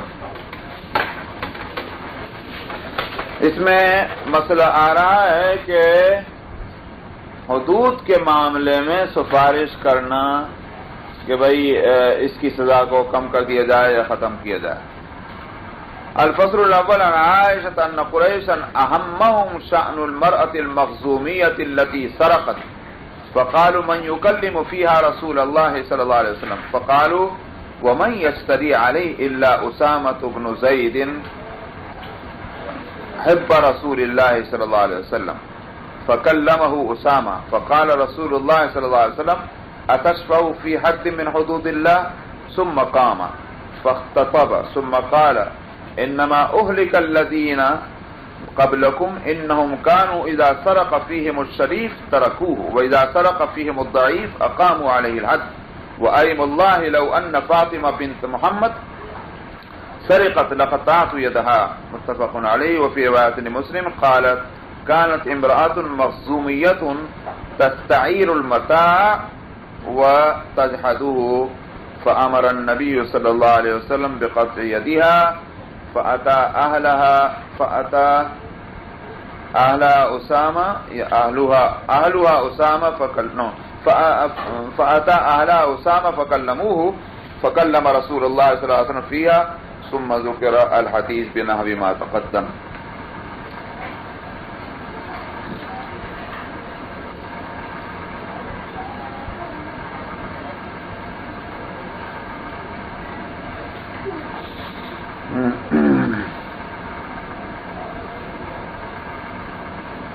حضرت عائشہ رضی اللہ عنہ سے روایت ہے انہوں نے کہا کہ قریش کو ایک مخزومی عورت کی اس حالت کی بڑی فکر ہوئی کہ جس نے چوری کر لی تھی. قبیلہ مخزوم یہ بہت بڑا قبیلہ تھا قریش کا، تو اور اس کا نام بھی علماء نے لکھ دیا ہے، اس کا نام تھا فاطمہ بنت اسد، فاطمہ بنت اسود ابن عبد الاسد. اور یہ ابو سلمہ جو بھائی ہیں حضرت ام سلمہ رضی اللہ عنہ کے، یہ ان کی کیا ہوتی ہیں؟ بھتیجی ہوتی تھی. سمجھا؟ تو ابو سلمہ کی بھتیجی ہوئی ہیں یہ فاطمہ بنت اسود ابن عبد الاسد، یہ وہ عورت تھیں. تو ذرا زیادہ مشہور ہوں گی، زیادہ مطلب یہ ہے کہ کھاتی پیتی ہوں گی. تو قریش کو بڑی فکر ہوئی انہوں نے چوری کر لی ہے، اب ان کا کٹے گا ہاتھ، تو اب کیا ہونا چاہیے؟ تو اب بڑی ان آپس میں بات چیت ہوئی اور مسئلہ یہ زیر غور آیا کہ رسول اللہ صلی اللہ علیہ وسلم سے کون بات کرے اس تعلق سے، اس لیے کہ ہمت نہیں ہے کسی کی بات کرنے کی، تو کون بات کرے رسول اللہ صلی اللہ علیہ وسلم سے. لوگوں نے کہا کہ اس کو ہمت ہو سکتی ہے آپ سے بات کرنے کی سوائے اسامہ ابن زید کے، اس لیے کہ اسامہ ابن زید جو ہے وہ محبوب ہیں رسول اللہ صلی اللہ علیہ وسلم کے، کیونکہ آپ کے آزاد کردہ غلام تھے زید ابن حارثہ، جن کو آزاد کر دیا تھا، جن سے پھر شادی آپ نے کی تھی حضرت زینب کی. ان کے یہ بیٹے ہیں نا حضرت اسامہ زید ابن حارثہ کے، تو اسامہ کو آپ بہت چاہتے تھے. تو لوگوں نے کہا کہ اسامہ جو ہیں وہ آپ کے چہیتے ہیں، لہذا ان کے سوا کون ہمت کر سکتا ہے بات کرنے کی. تو لوگوں نے اسامہ نے نبی کریم صلی اللہ علیہ وسلم سے بات کی، کہنے کی کہ ان کا ہاتھ نہ کاٹا جائے. فاطمہ بنت اسد کہلاتی تھی ورنہ بنت اسود تھی وہ. رسول اللہ صلی اللہ علیہ وسلم نے فرمایا تو اللہ کے حدود میں سے ایک حد میں سفارش کر رہا ہے. اور آپ پھر اس کے بعد کھڑے ہو گئے، آپ نے خود بتیا تقریر فرمائی اور آپ نے فرمایا تم سے پہلے کے لوگ ہلاک کیے گئے ہیں، کیونکہ وہ جب کوئی ان میں سے عزت والا طاقت والا چوری کرتا تو اس کو چھوڑ دیا کرتے تھے، اور جب کوئی کمزور غریب چوری کرتا تھا تو اس پر اللہ کے حق کو نافذ کیا کرتے تھے. تم سے پہلے لوگ ہلاک ہو چکے ہیں. آپ نے فرمایا قسم ہے اللہ کی اگر فاطمہ بنت محمد بھی چوری کر لے تو میں اس کا ہاتھ کاٹوں. تو اس واسطے اللہ کے حدود میں کسی طرح کی سفارش کا سوال ہی پیدا نہیں ہوتا. باقی تو وہی بات ہے جو آ چکی ہے. الفصل الثانی عن عبد الله بن عمر قال سمعت رسول الله صلی اللہ علیہ وسلم يقول من حالت شفاعته دون حد من حدود الله فقد ضال الله ضاد الله ومن خاصم في باطل وهو يعلمه لم يزل في سخط الله تعالى حتى ينزع ومن قال في مؤمن لا ما ليس فيه اسكنه الله ردغة الخبال حتى يخرج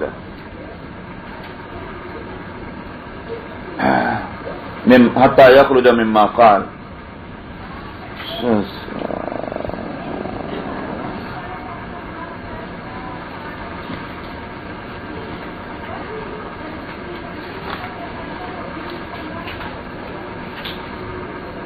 وفي رواية البيهقي في شعب الإيمان من أعان على خصومة لا يدري أحق أم باطل فهو في سخط الله حتى ينزع. واقعی یہ حدیث جو ہے کہ ہم لوگوں کے واسطے بڑی سوچنے کی ہے. ہم میں سے کتنے لوگ ان غلطیوں میں مبتلا ہیں. عبداللہ بن عمر رضی اللہ عنہما سے روایت ہے، انہوں نے کہا کہ میں نے رسول اللہ صلی اللہ علیہ وسلم سے یہ فرماتے سنا ہے، جو اللہ کی حدود میں سے کسی حد میں جس کی سفارش حائل ہوئی، یعنی مطلب یہ کہ اس نے رکاوٹ ڈالنے کی کوشش کی اپنی سفارش کے ذریعے سے، فرمایا اس نے اللہ کے سے مقابلہ کیا ہے. بات اللہ ضد سے ہے، اس کا مطلب اس نے ضد بندی کی اللہ سے. اللہ کا حکم صاف ہے تو پھر اللہ کے حکم کے ہوتے ہوئے پھر کیا ہے کوئی سفارش کرنے کے واسطے؟ اس کا مطلب یہ کہ اللہ کے مقابلے میں.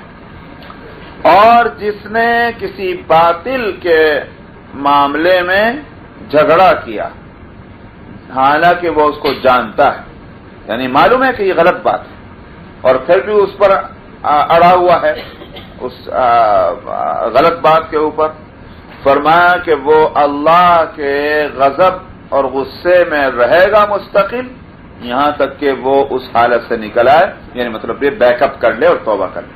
ورنہ جب تک کہ وہ اس ضد پر رہے گا ایک باطل معاملے کے اندر، وہ اللہ کے غصے اور غضب میں مبتلا رہے گا.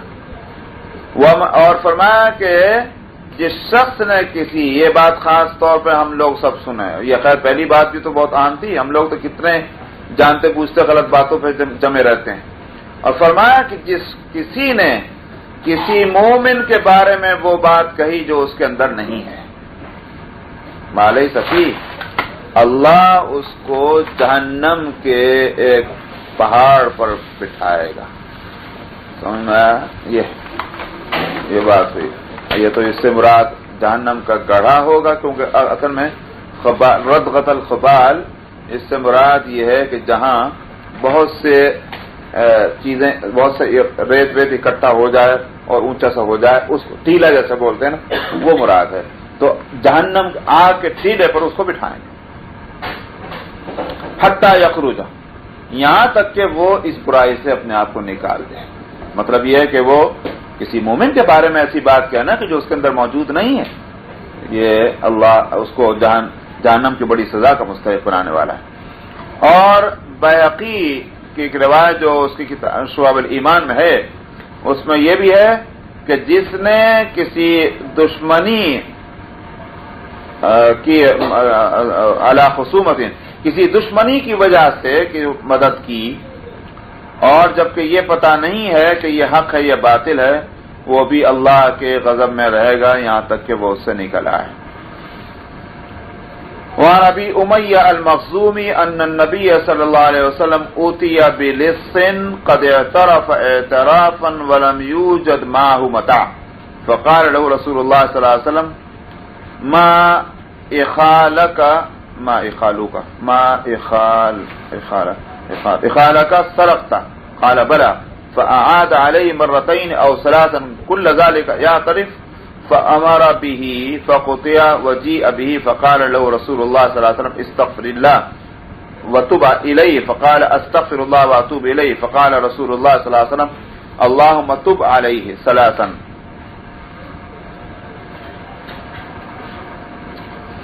ابو امیہ المخزومی سے روایت ہے کہ نبی کریم صلی اللہ علیہ وسلم کے پاس ایک چور لایا گیا جس نے اقرار کیا کہ میں نے چوری کی ہے، حالانکہ اس کے پاس سامان نہیں، میرا سامان نہیں تھا، مگر اقرار کر رہا میں نے چوری کی.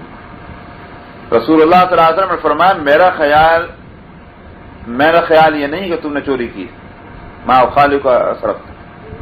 اس نے کہا کیوں نہیں، میں نے چوری کی ہے. تو اب برابر وہ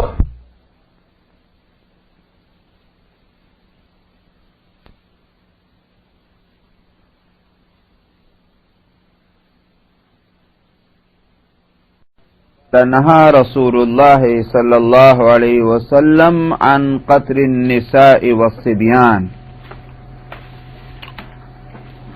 عبداللہ ابن عمر رضی اللہ عنہما سے روایت ہے، انہوں نے کہا کہ رسول اللہ صلی اللہ علیہ وسلم نے عورتوں اور بچوں کے قتل کرنے سے روکا ہے، بالارادہ ان کو قتل نہ کیا جائے، کہ کیونکہ ان سے کوئی نقصان نہیں ہے.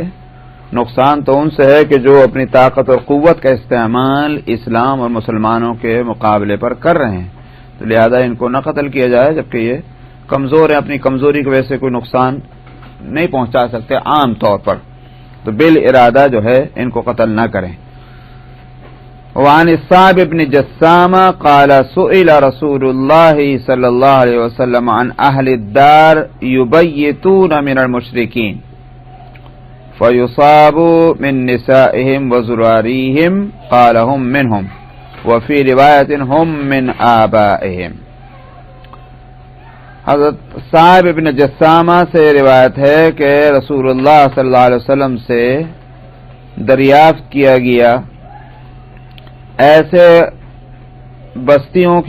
بستی والوں کے معاملے میں جو مشرکین میں سے ہیں، اور ان پر رات کو چھاپا مارا گیا تو ان کی کچھ عورتیں اور بچے بھی اگر اس میں کام میں آ جائیں اور وہ مارے جائیں، ان کے بارے میں سوال کیا گیا تھا.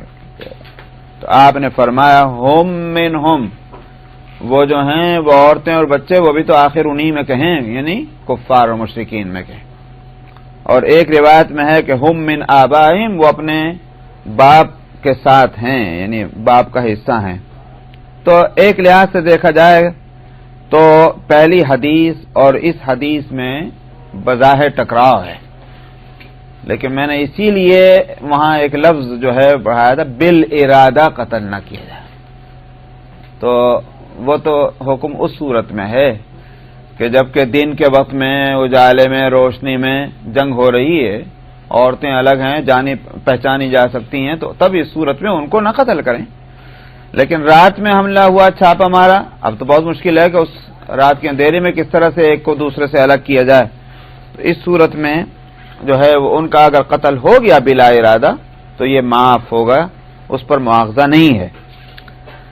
لیکن اس کے باوجود جو ہے یہ مسئلہ پھر بھی پیدا ہوتا ہے کہ یہ حدیث جب میں آ گئی ہے کہ ہم من ہم اور ہم من آبائہم، وہ اپنے باپ ہی کے ساتھ ہیں، کہ مطلب یہ ہے کہ اگر وہ کافر تو یہ بھی کافر.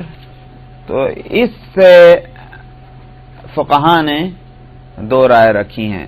شوافع کا صحیح مسلک تو یہ ہے کہ بچے بھی اور بوڑھے بھی وہ قتل کیے جائیں گے، کیونکہ وہ بہرحال وہ کافر ہیں اور اپنے بچے باپ کے مذہب پر ہیں، تو جو باپ کا حشر وہ ان کا حشر. یہ تو شوافع کا کہنا ہے.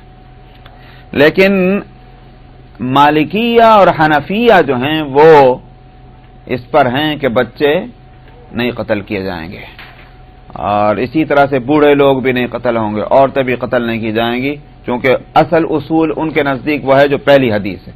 دوسری حدیث جو ہے یہ خاص حالات کے تحت ہے کہ رات کے اندھیرے میں جب حملہ ہوا تو صف بندی تو ہے نہیں کہ بھئی یہ عورتوں کی لائن ہے تو یہ مردوں کی لائن ہے.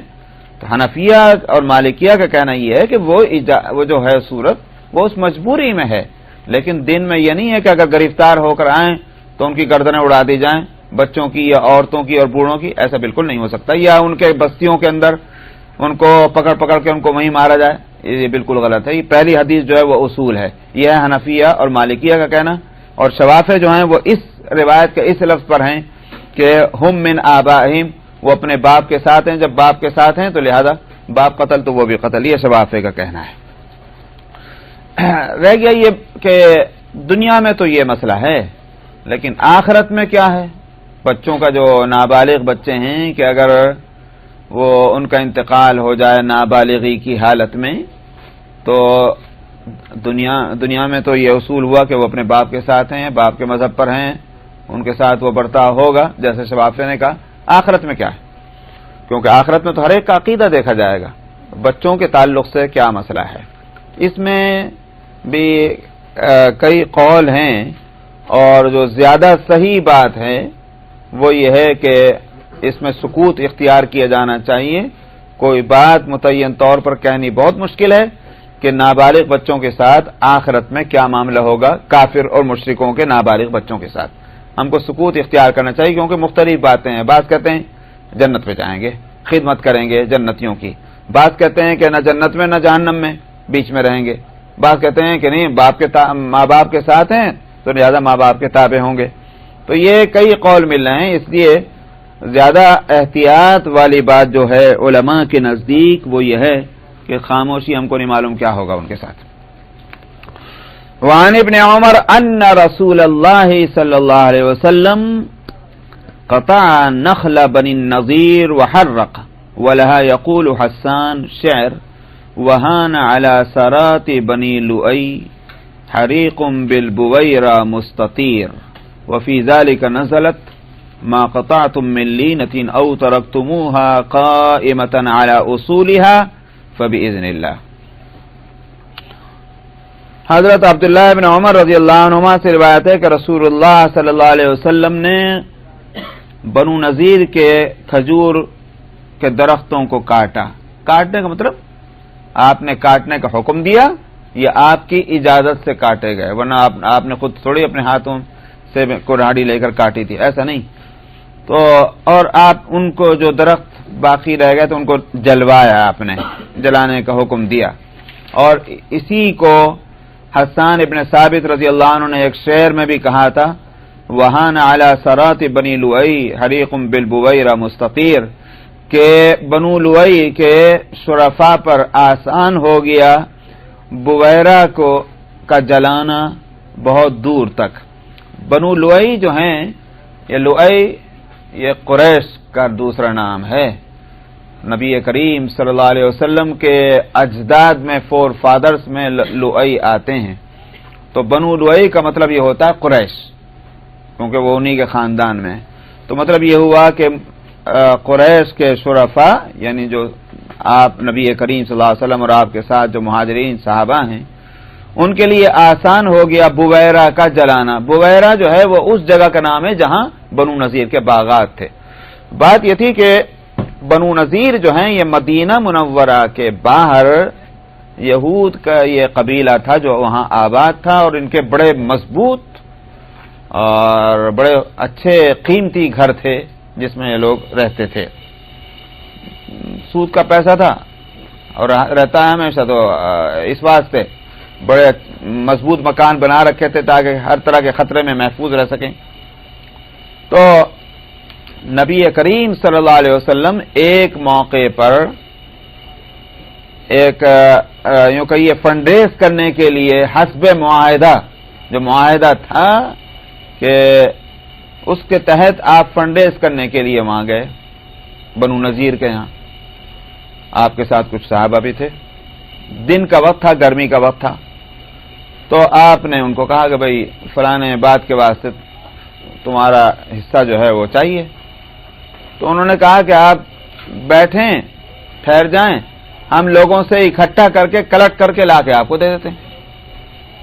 آپ نے کہا ٹھیک ہے۔ تو جو ان کی بڑا گھر تھا، جو بھی تھا، اس کی دیوار کے کنارے آپ سائے میں بیٹھ گئے کہ بھائی لوگ اکٹھا کر کے لے آئیں گے۔ لیکن اصل میں انہوں نے اندر جا کر چال چلنی چاہیے کہ یہ بہت اچھا موقع ہے کہ آپ ایسی جگہ بیٹھے ہوئے ہیں دیوار سے لگے ہوئے، تو کیوں نہ اس وقت جو ہے ان کا قصہ ختم کر دیا جائے۔ تو اس واسطے ایک جوان آدمی تیار کر لیا کہ ایک بڑا سا پتھر لے کر اوپر جائے چھت پہ اور وہاں آپ کے اوپر گرا دیں، تو آپ ایک دم ختم ہو جائیں گے، یہ جھگڑا ختم ہوگا جو ہمارے اوپر یہ ایک مسلط ہیں، یہ نجات مل جائے گی۔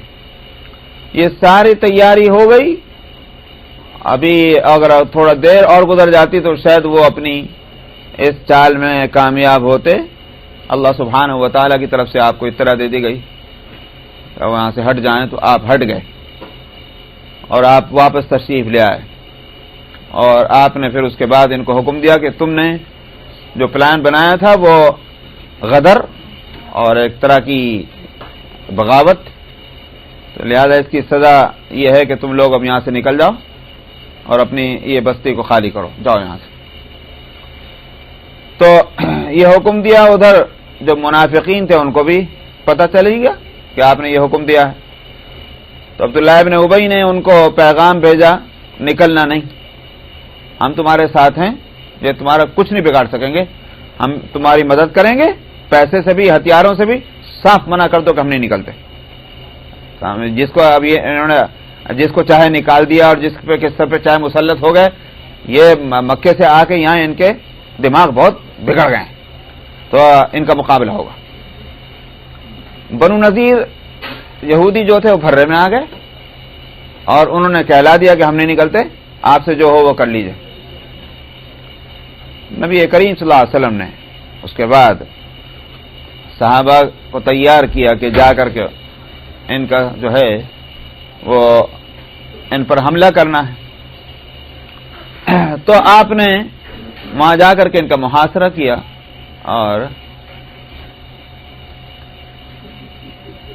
اچھا میں سمجھا، میں نے کہا بھائی ان کو ایک دم کیا آپ نے گھیراؤ کیا، اور کئی دن تک وہ گھیراؤ رہا، ان کو انتظار رہا کہ یہ عبداللہ ابن ابی اور جو ہیں یہ ان کے ساتھ سینکڑوں ہیں، یہ ہماری مدد اب کریں گے، تب کریں گے، اب کریں گے، تب کریں گے، مگر منافق جو ہے منافق ہی ہوتا ہے نا بھائی، وہ خطرے میں نہیں ساتھ دے سکتا کسی کا، اس لیے جو ہے وہ نہیں آیا۔ جب دیکھا کہ بھائی انہوں نے ہم کو بھرے پہ چڑھا کے ہم سے تو جواب دلوا دیا اور خود وہاں بیٹھے ہوئے، تو اس واسطے ہمت نہیں ہوئی مقابلہ کرنے کی۔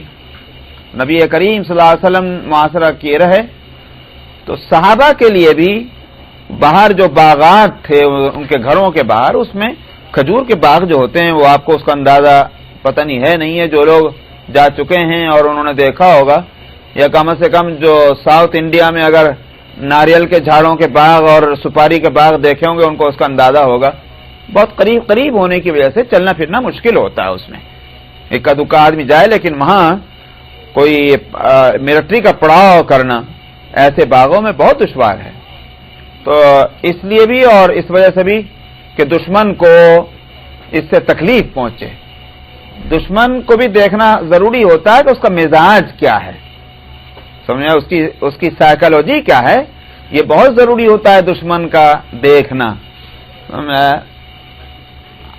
ہم لوگ جو ہیں وہ ہمیں تو آج کل ہم جن بزرگوں کے اولاد ہیں، افسوس یہ کہ ہماری کوئی نسبت علم میں، عمل میں، عقل میں ان بزرگوں سے ہماری کوئی نسبت نہیں رہی، ہم بالکل کورے ہو گئے، لیکن ہمارے بڑے جو تھے وہ واقعہ یہ ہے کہ سمجھ، حکمت، وزڈم، علم اور عمل، اخلاق، ساری چیزوں میں وہ ٹاپ پہ تھے۔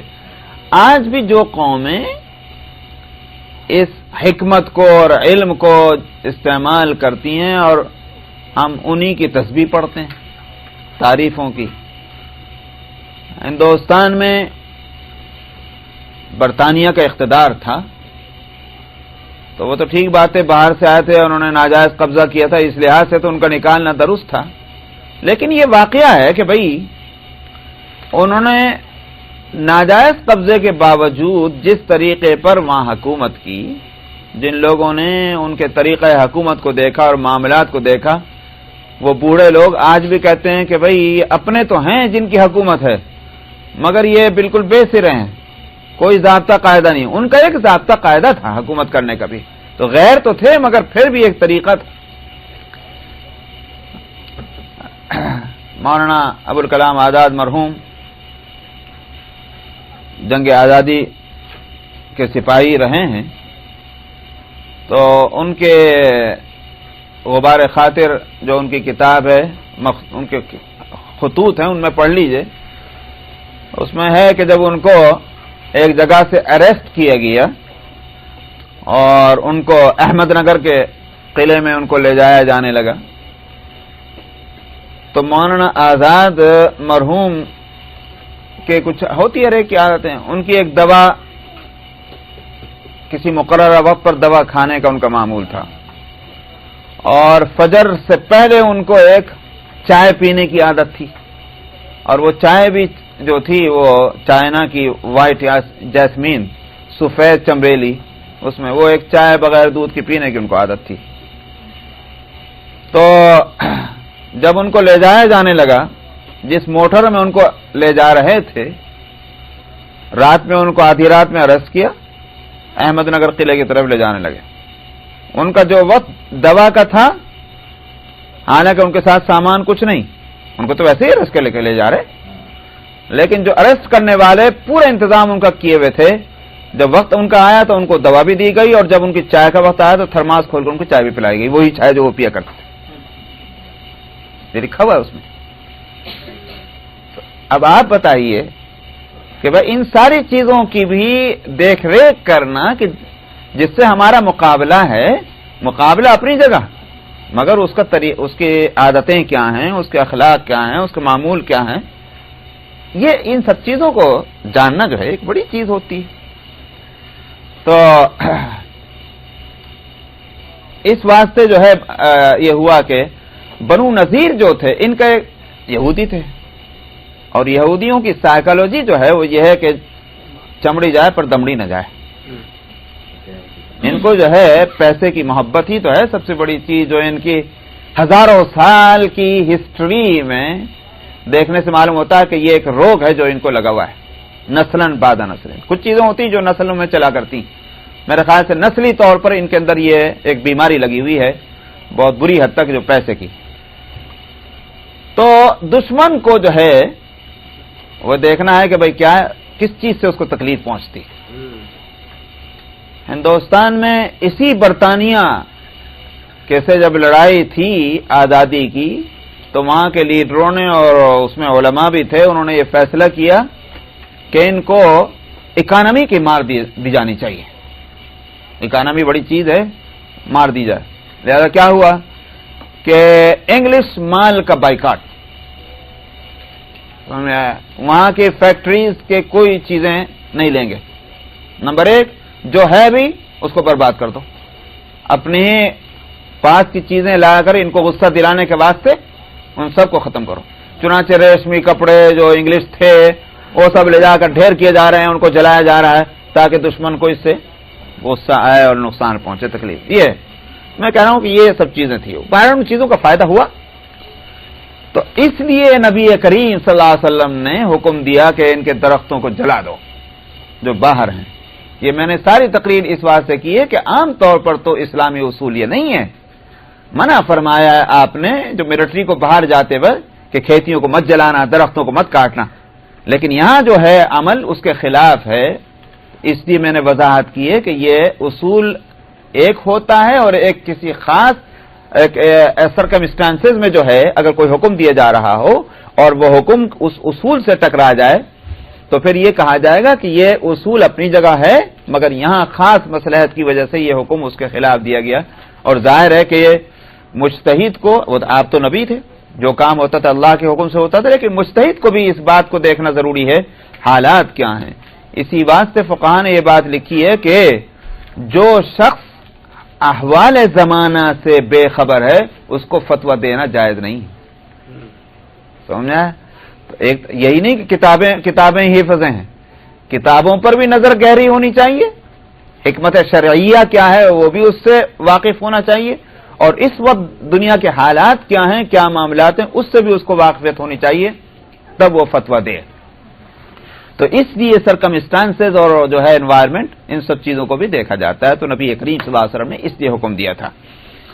تو بہرحال اسی بارے میں پھر یہ آیت نازل ہوئی، ما قطعتم من لینۃ او ترکتموها قائمۃ علی اصولها فباذن اللہ، تم نے جو کچھ درخت چھوڑے کاٹ ڈالے یا ان کو کھڑے رہنے دیا ان کے جڑوں پر، یہ اللہ کے حکم سے تھا۔ یہ بات اس لیے آیت اتری سورہ حشر کی، سورہ حشر میں پورا ذکر بنو نذیر کے اسی جنگ کا ہے۔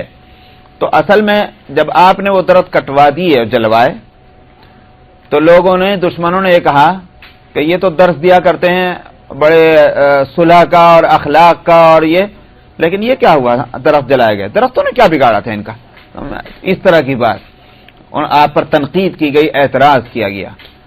تو اس پر یہ آیت اتری تھی کہ تم نے جو درخت کاٹے ہیں یا ان کو کھڑے رہنے دیا گیا یہ اللہ کے حکم سے تھا. تو جب اللہ کے حکم سے تھا اب آگے کسی کو بولنے کا کوئی حق نہیں ہے. اس پہ وہ چنانچہ خاموش بھی ہو گئے سب لوگ، قرآن شریف کی آیت اتر گئی. اس سے ایک مسئلہ یہ سامنے آیا فَبِإِذْنِ اللَّهِ فرمانے سے، اللہ کے حکم سے تھا.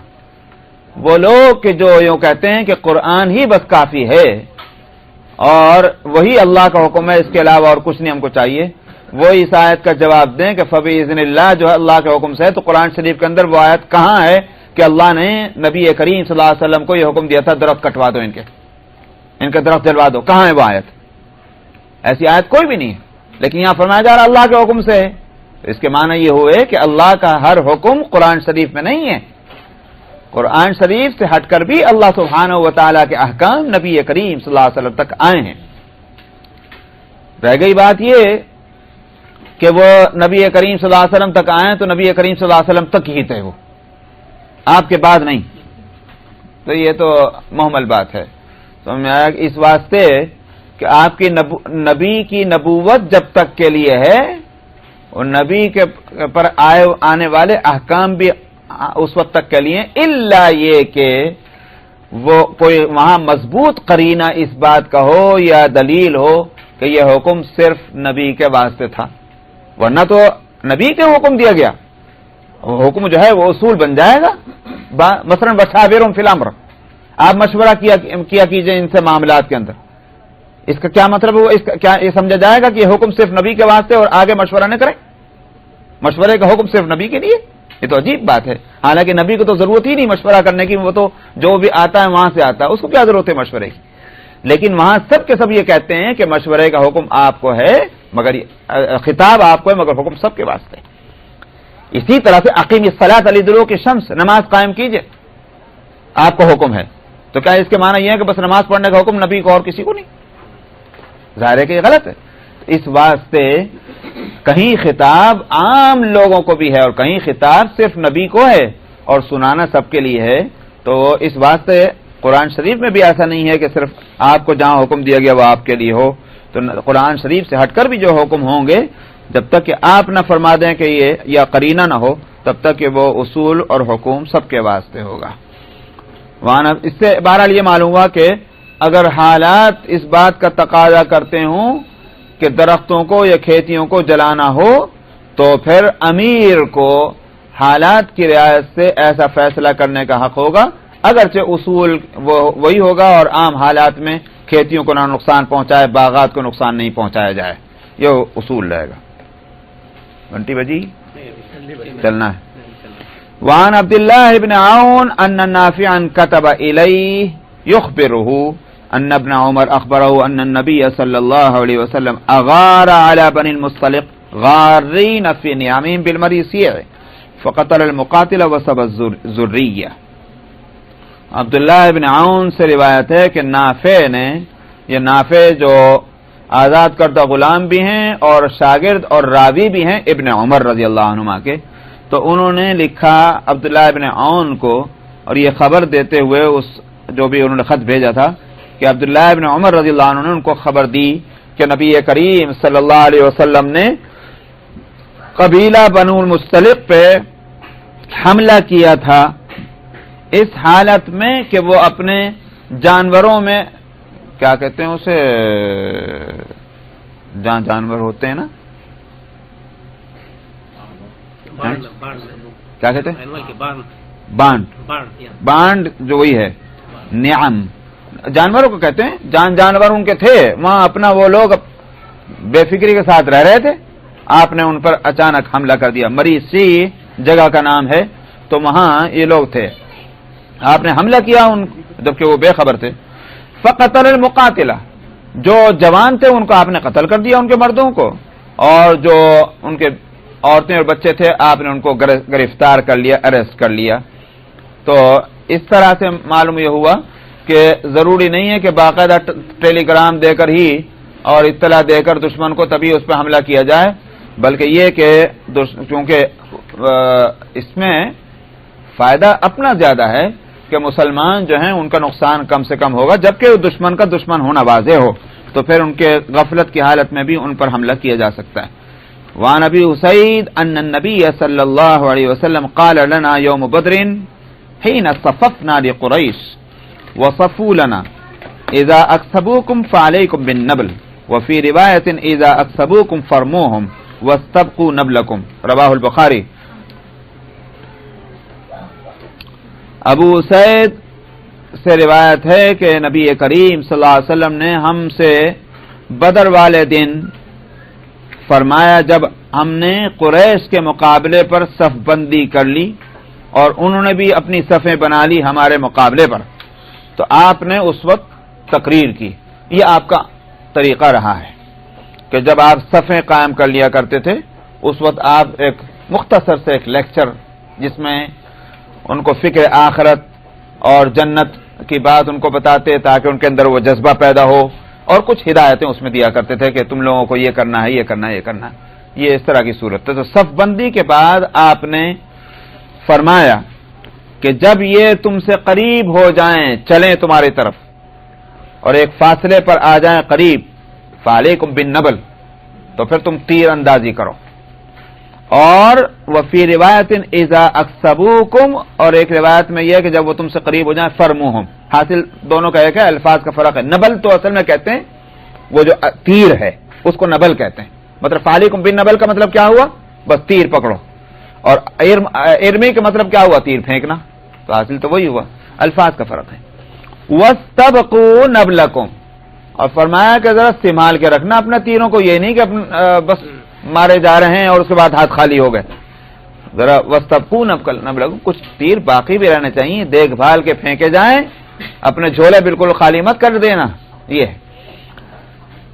تو اس سے یہ معلوم ہوا کہ کمانڈر کو اس سلسلے میں اسٹریٹجی بنا کر جنگ کی اور موقع پر ان کو ہدایتیں دینا، اور اس طرح کے بھئی کس طرح کے ہتھیاروں کا کس وقت استعمال ہونا ہے، کس طریقے پر استعمال ہونا ہے، یہ پوری چیز جو ہے یہ کمانڈر کی ذمہ داری ہے کہ وہ اس کے مطابق کرے۔ چنانچہ پھر بعد میں نبی کریم صلی اللہ علیہ وسلم کے اسی عمل کے مطابق صحابہ نے بھی کیا کہ صحابہ کو جب کہیں کہ کمان کسی کو دی گئی تو وہ ٹھیک جنگ کے وقت میں اسٹریٹجی تیار کرنا اور اس پر جو ہے وہ اس کے مطابق عمل کرنا، اس سے صحابہ کو بڑی مدد ملتی تھی اور کامیابی ہوا کرتی تھی۔ آپ نے پڑھا ہوگا کتابوں کے اندر کہ فارس کی جنگ میں سعد بن ابی وقاص رضی اللہ عنہ جو ہیں وہ کمانڈر ہیں، کمانڈر ان چیف بنائے گئے ہیں وہاں کے، اور سعد بن ابی وقاص کو اس وقت تکلیف ہو گئی تھی گھٹنوں کی، کیا کہتے ہیں وہ، میرے خیال سے آرتھرائٹس کچھ اس طرح کا، کچھ زیادہ اس کا اٹیک ہوا تھا، تو وہ اس لیے چلنا پھرنا ان کے لیے مشکل ہو رہا تھا کہ جائے کہ جنگ میں خود حصہ لیں۔ تو اب یہ ہوا کہ، اور ظاہر ہے کہ ادھر سے بھی کئی لاکھ 2-3 لاکھ ہیں اور ادھر بھی مسلمانوں کی تعداد بھی 60-70 ہزار کے قریب ہیں، بڑی جنگیں ہو رہی۔ تو سعد بن ابی وقاص رضی اللہ عنہ نے یہ کیا کہ وہ جو اس میدان کے پیچھے ایک گھر تھا، اس گھر کی دوسری منزل پر چھت پہ وہ بیٹھ گئے وہاں، اور وہاں سے وہ یہ کرتے تھے کہ انہوں نے بتا دیا تھا کہ میری ہدایتوں پر چلتے رہنا، تو اب وہ وہاں سے دیکھتے رہتے تھے جنگ کے نقشے کو، کس طرح چل رہی جنگ، اور اگر ان کو کوئی ہدایت دینی ہوتی تھی کہ فلانی جو ہے پلاٹون جو ہے اس کو اس طرح کرنا اور اس کو اس طرح کرنا ہے اور پیچھے ہٹنا اور آگے بڑھنا ہے، یہ وہ تو اپنی وہ لکھ کر کے وہاں سے گولی بنا کر اس پیپر کی اور پھینکتے تھے اس کی طرف، تو اس کو جو جس کے ہاتھ میں وہ کمان ہوتی تھی، اور وہ وہاں سے پڑھنے کے بعد اس کے مطابق وہ جو ہے عمل کرتا تھا اور وہاں سے فیصلہ۔ تو یہ ایک کمانڈر جو ہے اس کی یہ ذمہ داری ہے کہ برابر نظر رکھنا، اور جو بھی امیڈیٹلی اس کو کوئی ایکشن لینا ہے تو وہ اس کو لینا۔ یہ نبی کریم صلی اللہ علیہ وسلم نے صحابہ کو اس طرح سے ٹرین کیا۔ الفصل الثانی ہو گیا، چلیے صاحب آپ پہلے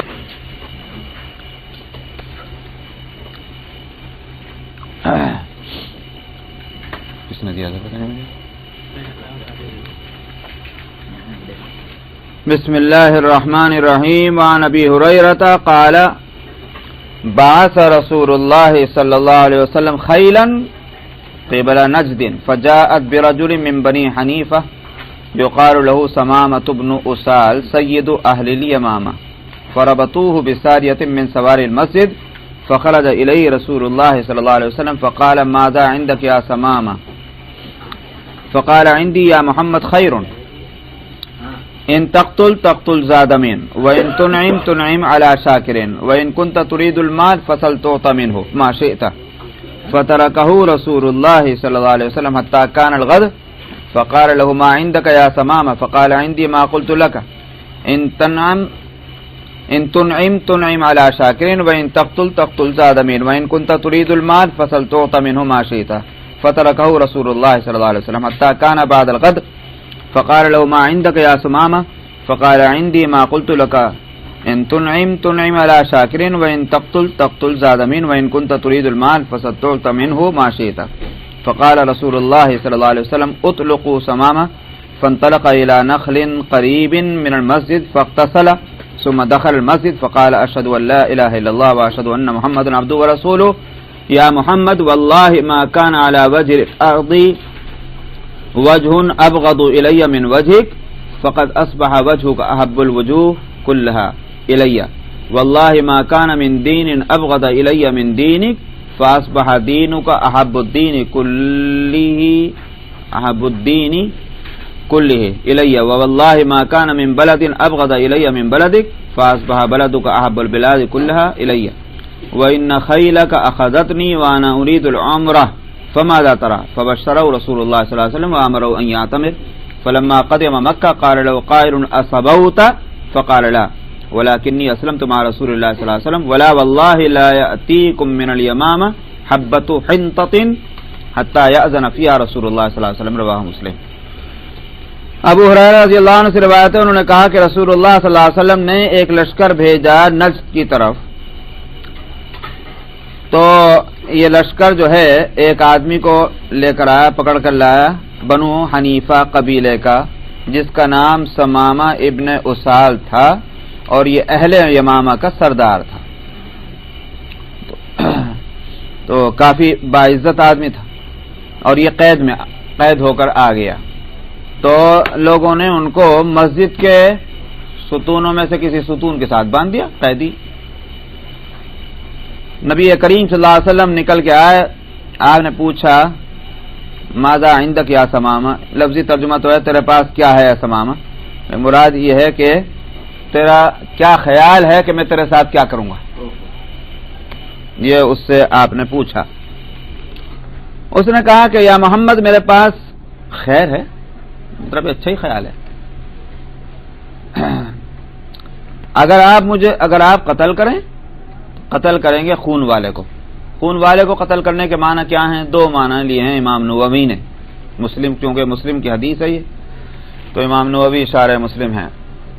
امام نووی کہتے ہیں کہ اس کے ایک معنی تو یہ ہے کہ اگر آپ قتل کرنے کا ارادہ کر رہے ہیں تو اس کا مطلب یہ ہوگا کہ اصل قاتلین جو ہیں ان کو آپ پکڑ سکیں گے, کیونکہ میں بہرحال ایسا ہے کہ میرا خون کی قیمت ہے, تو آپ مجھے جس کو کیا کہیں گے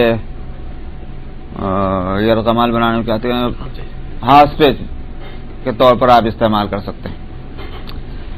اور ایک معنی, دوسرے معنی یہ ہے کہ اگر آپ مجھے قتل کریں گے تو صحیح, اس لیے کہ بہرحال میں دشمن قبیلے سے میں قید ہو کر آیا ہوں, تو اس صورت میں میرا قتل صحیح. تو ان تقتل زاد من, خون والے کو قتل کریں گے نہیں جس پر خون آتا ہے. وَإِن تُنْعِمْ عَلَى شَاكِرٍ, اور اگر آپ مہربانی کریں تو ایسے آدمی پر مہربانی کریں گے جو شکر گزار ہوگا. مطلب یہ ہے کہ میں اس مہربانی کا قدردان ہوں گا اگر آپ مجھے چھوڑ دیں گے. اور اگر آپ کو مال چاہیے تو مانگیے, جو کچھ آپ مانگنا چاہتے ہیں دیا جائے گا. مال والا ہے, سردار ہے, پورے قبیلے کا بہت بڑا قبیلہ ہے یمامہ, اس علاقے کا سردار ہے. رسول اللہ صلی اللہ علیہ وسلم نے اس کو ایسے ہی چھوڑ دیا, کچھ نہیں, آگے کچھ نہیں کیا. دوسرا دن ہوا, پھر آپ تشریف لائے تو آپ نے پھر وہی سوال کیا, ماں عندک یا سمامہ, کیا ہے تیرا خیال؟ اس نے کہا کہ میرے پاس وہی ہے جو میں نے کہا تھا کہ اگر آپ مہربانی کریں گے تو مہربانی کریں گے شکر گزار بندے پر، اور اگر آپ قتل کریں گے تو قتل کریں گے خون والے کا، اور اگر آپ مال چاہتے ہیں تو مانگیے، جو کچھ آپ چاہتے ہیں وہ مال دیا جائے گا۔ رسول اللہ صلی اللہ علیہ وسلم نے پھر اس کو ایسے ہی چھوڑ دیا، یہاں تک کہ اگلا دوسرا دن تیسرا دن آیا تو آپ نے پھر اس سے پوچھا کیا ہے تیرا خیال؟ تو سمامہ نے پھر وہی جواب دیا کہ میرے پاس تو وہی ہے جو میں نے کل کہا تھا کہ اگر آپ مہربانی کریں تو شکر گزار پر مہربانی ہوگی، اور اگر آپ قتل کریں تو خون والا قتل ہوگا، اور اگر آپ مال چاہتے ہیں تو مانگیے، کیا مانگتے ہیں وہ دیا جائے گا۔ رسول اللہ صلی اللہ علیہ وسلم نے فرمایا چھوڑ دو اب اس کو، اترکو، اس کو چھوڑ دو سمامہ کو۔ چنانچہ اس کو کھول دیا گیا تو وہ ایک کھجور کے درخت کے پاس جو قریب تھا وہاں پہنچا مسجد کے باہر، اور اس نے وہاں غسل کیا، پھر مسجد میں آیا اور اس نے کہا کہ اشہد ان لا الہ الا اللہ و اشہد ان محمد رسول اللہ۔ اس کے بعد اس نے کہا کہ اے محمد صلی اللہ علیہ وسلم، بخدا اس زمین پر کوئی چہرہ آپ کے چہرے سے زیادہ برا نہیں تھا میرے پاس، لیکن اب آپ کا چہرہ سب سے زیادہ سارے چہروں میں سب سے زیادہ محبوب ہو گیا، اور بخدا کوئی دین میرے نزدیک آپ کے دین سے زیادہ ناپسندیدہ نہیں تھا، لیکن اب آپ کا دین سارے دینوں سے زیادہ محبوب ہو گیا میرے نزدیک، اور بخدا اس شہر سے زیادہ کوئی قابل نفرت شہر نہیں تھا میرے نزدیک، لیکن اب آپ کا شہر جو ہے سارے شہروں سے زیادہ محبوب ہو گیا میرے نزدیک۔ اور اس کے بعد اس نے کہا کہ آپ کے لشکر نے مجھے پکڑا اس حالت میں کہ میں نے عمرے کا ارادہ کیا ہوا تھا۔ اب آپ کیا فرماتے ہیں؟ اب تو آپ کے حکم پہ چلنا ہے۔ تو آپ نے اس کو خوشخبری سنائی، بھئی اسلام قبول کر لیا، اللہ نے تمہارے گناہ معاف کر دیے، اس لیے کہ اسلام آ کر سارے گناہوں کو معاف کر دیتا ہے، اور جنت کی بشارت دی، اور آپ نے فرمایا کہ عمرہ کر لو۔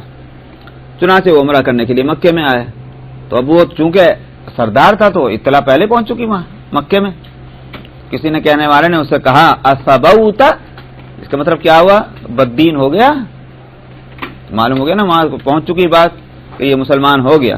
اس نے کہا کہ تو بددین ہو گیا۔ سبا یہ اس زمانے میں کہا جاتا تھا جب دین سے کوئی نکل جائے، اسی لیے میں نے کہا بددین ہو جانے کا لفظ، کہ تو نے اپنا مذہب چھوڑ دیا، اپنا طریقہ چھوڑ دیا۔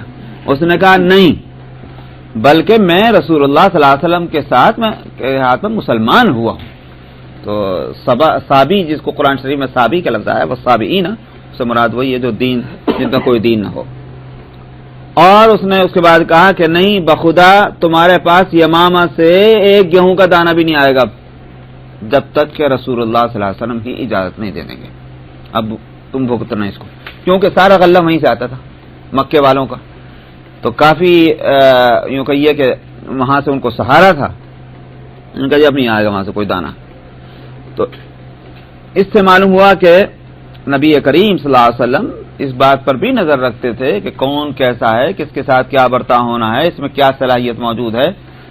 تو جب آپ نے محسوس کیا کہ بھائی واقعی یہ ایسا شرری اور فسادی نہیں ہے، طبیعت میں اس کی سلامتی ہے، تو آپ نے 2 روز تک 3 روز تک اس کو آزمایا کہ ابھی یہ کس بات پر بدلتا سدلتا ہے، اور اپ اینڈ ڈاؤن ہے اس کی طبیعت میں، یہ ٹھہراؤ ہے۔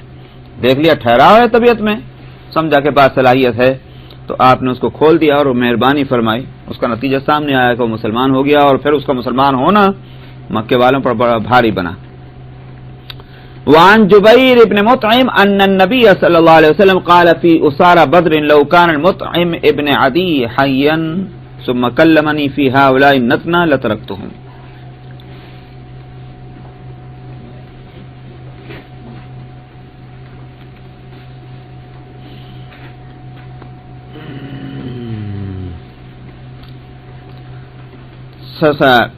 جبیر ابن مطعم رضی اللہ عنہ سے روایت ہے کہ نبی کریم صلی اللہ علیہ وسلم نے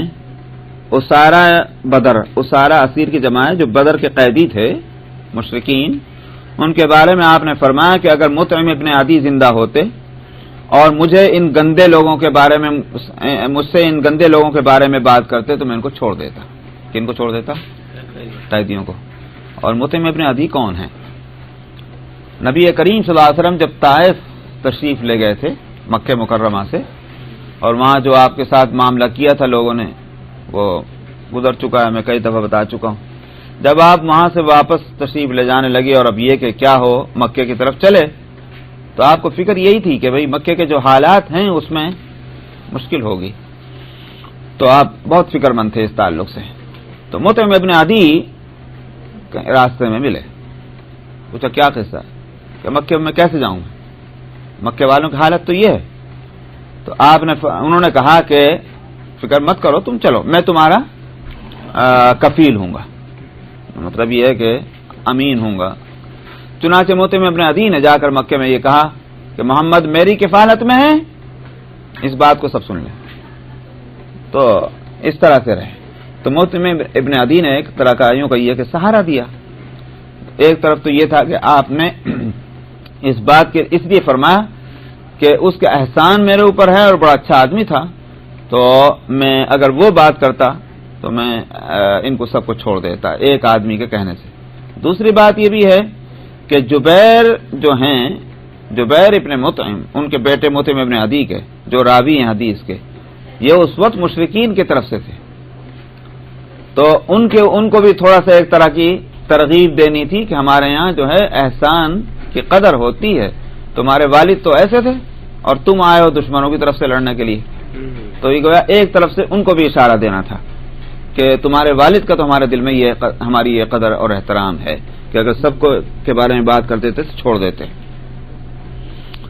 وعن انس ان 80 رجلا من اهل مكة هبطوا على رسول الله صلى الله عليه وسلم من جبل التنعيم متسلحين يريدون غرة النبي صلى الله عليه وسلم واصحابه فاخذهم سلما فاستحياهم وفي رواية فاعتقهم فانزل الله تعالى وهو الذي كف ايديهم عنكم وايديكم عنهم ببطن مكة۔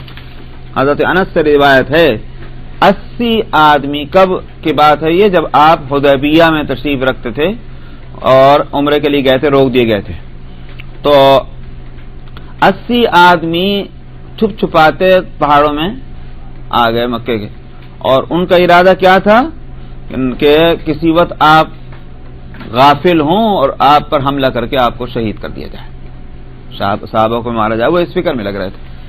اب جو انہوں نے وہاں سے دیکھا بھالا تو معلوم ہوا کہ یہ نماز جب پڑھتے ہیں اس وقت ان کو کہیں کی ہوش نہیں رہتی، بس پھر یہ